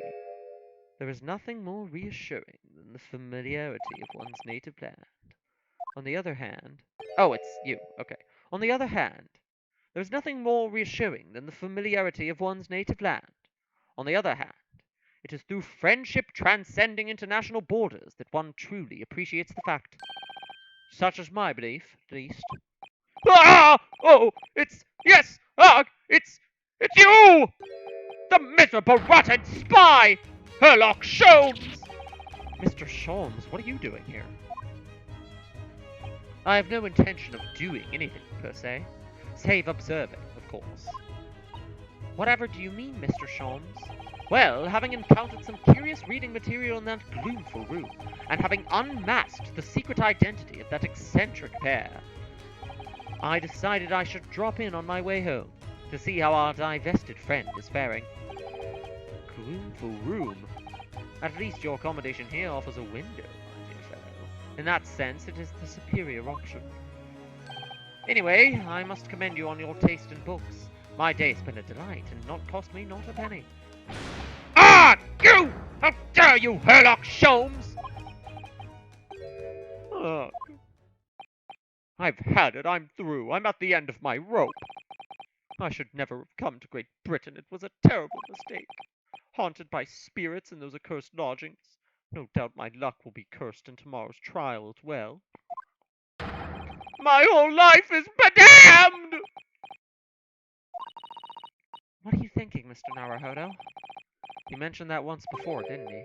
That his lodgings were cursed, I mean. And there is much truth in Mr. Mustache's words. What? Cursed is a wholly appropriate description, I would say. I mean, you were there for that great deduction. The fucking Gottliebs? No better word to describe them. Cursed. It's all cursed.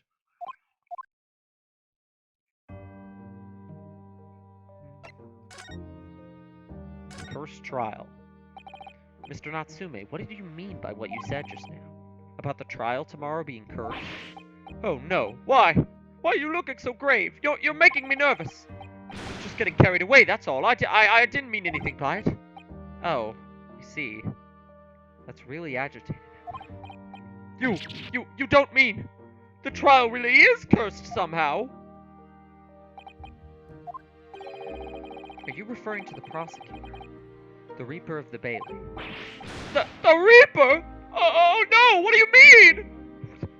We just accidentally made him even more scared. Oh my god. Please, tell me! Summarize it succinctly in 16 salient words!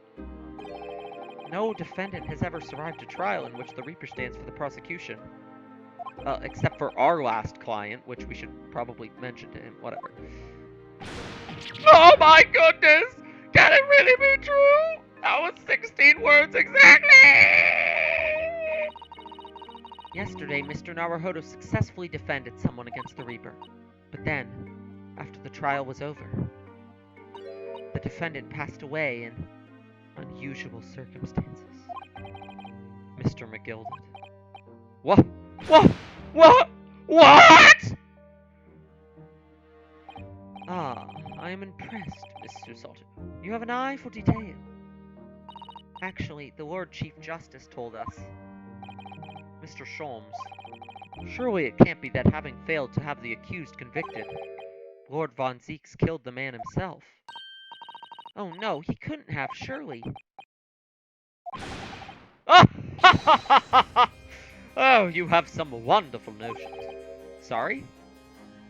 The man isn't a mass murderer. He's a court prosecutor, my dear fellow.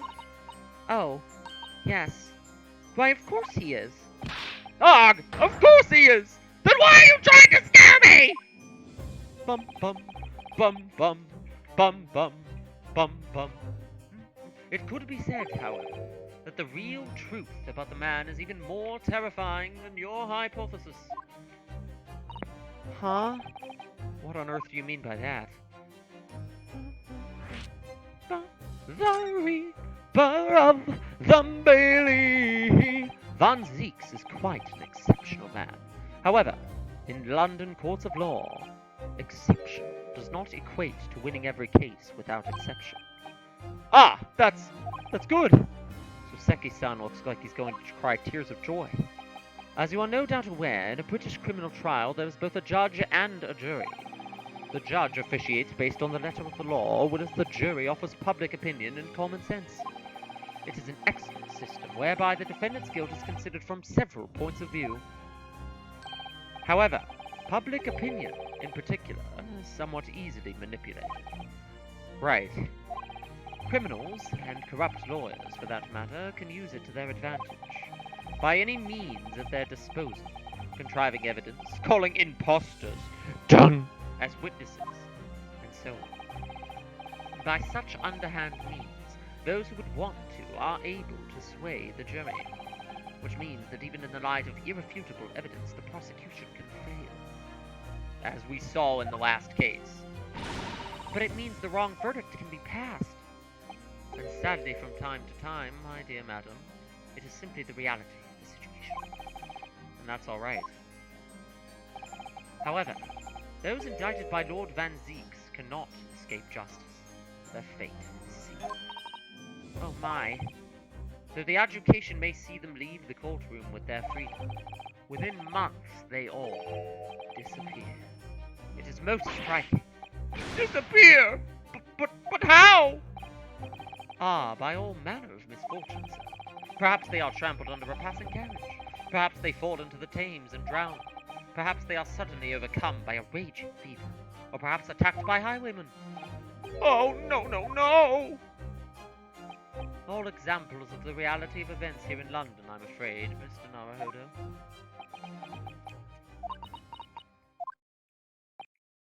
I knew it. I'm... Again! Dodo! Done for! Doomed!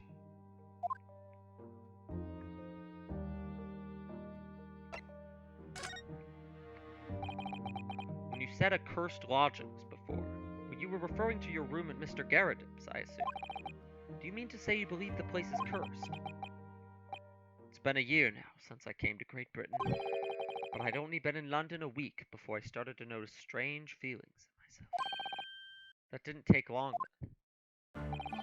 Everywhere I looked, there were foreign faces staring at me, laughing behind my back.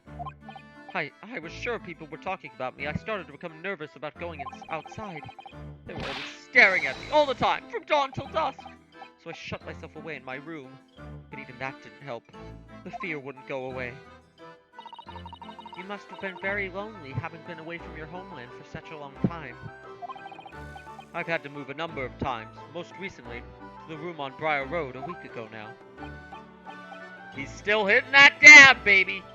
Maybe that's why people look at him on the street, because he's out there hitting the dab. Centuries before the dab was invented. Why did you choose there? Seems a little inconvenient. He's hitting the dab and doing the, like, all-right finger hand at the same time. This guy's an icon. Night, Casey. I'm probably gonna cut streams soon-ish. I don't know. The trial's probably coming up soon, so I'll cut stream there. Of course, I asked why it was so affordable. The landlord just simpered and said, "The room is cursed." Oops. He quickly tried to cover his mistake, but it was too late, so I told him, "If you have something to say, then say it! But if not, don't mention it in the first place!" Yes, well said. But it was true. It was all true. You mean, the room really is cursed, then? Ever since I moved to that windowless hellhole, my sleep has been plagued with nightmares. I awake feeling as though I'm being choked to death. In my waking hours, people are stabbed in front of me as I walk down the street. I'm branded a killer, thrown in prison. Nobody wants to know me. I'm surrounded by scary, sinister spirits! If only there was someone, just one person on my side. Can no one find it in his or her heart to believe in me? Really? No one at all? To believe. Yes, to believe. To believe or not to believe? That is the question. What can I do for you, Mr. Norwood? It's about the case on the SS Burya. If you recall. The Burya. The Burya. Ah, that case. The one with the snake. Well, yeah. At that time I was the suspect, but you believed in me and listened to my side of the story. And you helped us to investigate. I did I? Interesting. What I want to know is, why? Why did you believe me? I see, yes. You mean, because you were a grimly dressed, shady Eastern fellow found with the victim in a locked room. Well, if you like, yes. If I'm a little surprised that the answer requires explanation, my dear fellow. It's quite simple, really. You said I didn't do it, but I could have been lying. Surely you must have had your doubts. You must have suspected me a little. I mean, of course I did. I had you in handcuffs, but I think perhaps you've misunderstood. I neither recall believing in you, nor in that which you were telling me. What? Yeah, I mean, I put you in handcuffs. You were just, you, see, the only things I believe in are those I choose to believe in. What? What do you mean, Mr. Sholmes? I make up my own mind about what is to be believed and what is not. And when you explained that you didn't do it, it seemed believable. The circumstances can hang as far as I'm concerned. But I could have betrayed your trust. In that case, I should have made an elementary error of judgment, nothing more. Betrayal of trust is an overused excuse, in my opinion. Meaning, whether or not one should trust another is, in the final analysis, all down to oneself. It is a matter of whether or not one can trust oneself. Yes, yes, he's right! He's right, locum student Mr. Naruhodo Esquire! Whether or not I can believe myself. The defense lawyer is only as good as his faith in his client. And that comes down to how much faith he has in himself.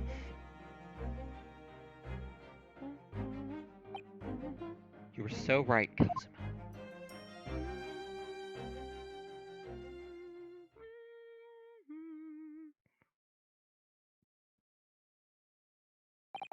Well, my dear fellows, it is time we were leaving, I believe.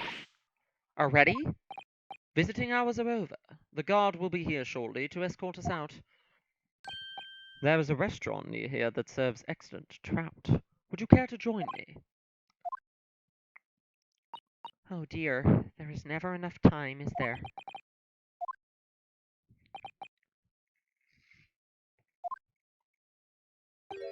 Mr. Natsume, if you like, in the trial tomorrow, I'd be happy to represent you.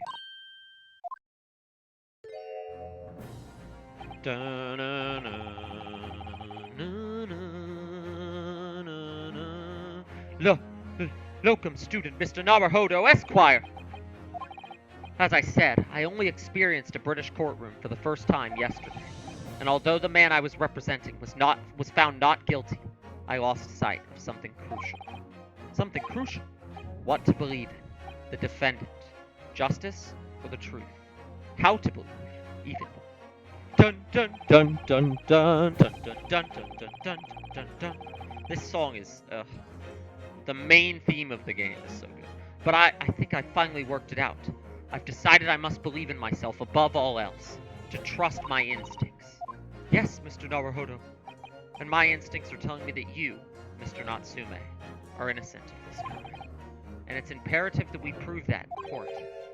Locum student Mr. Naruhodo Esquire. I will fight for your innocence until the bitter end, with every weapon available to me.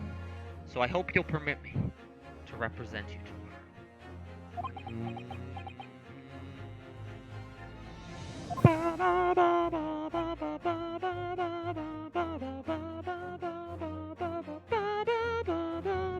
As I said when we first met, I'd like to entrust my fate to someone who will listen to me in my native tongue. Of course, Mr. Natsume.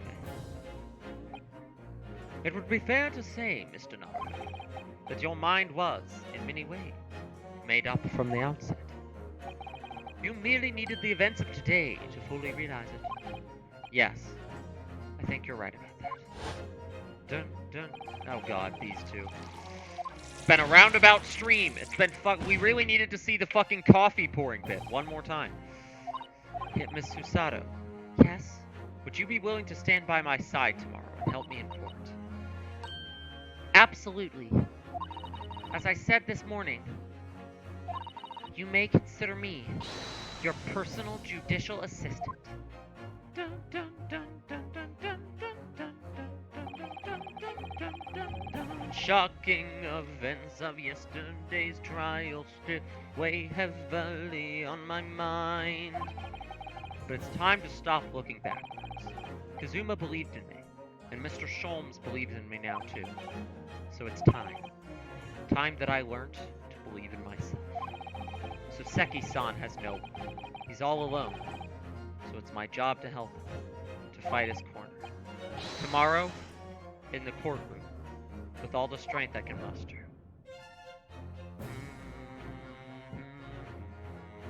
And that is where we'll be stopping tonight's stream. That was a solid 3.5-hour investigation segment. That left us in a very good story place. We got a nice little arc there, and then we'll be defended. But please, crossing my freaking fingers that the stupid ass Joan Gottlieb, or the maid lady, is not in the fucking courtroom. I'm gonna lose my mind if she is. We're not doing this. Hold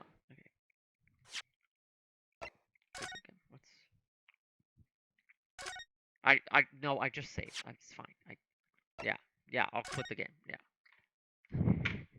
Fucking PORCUPUFFER ass lady. Can the PORCUPUFFER ass lady not ever show up again? Oh shoot, I have Discord open. Hold on.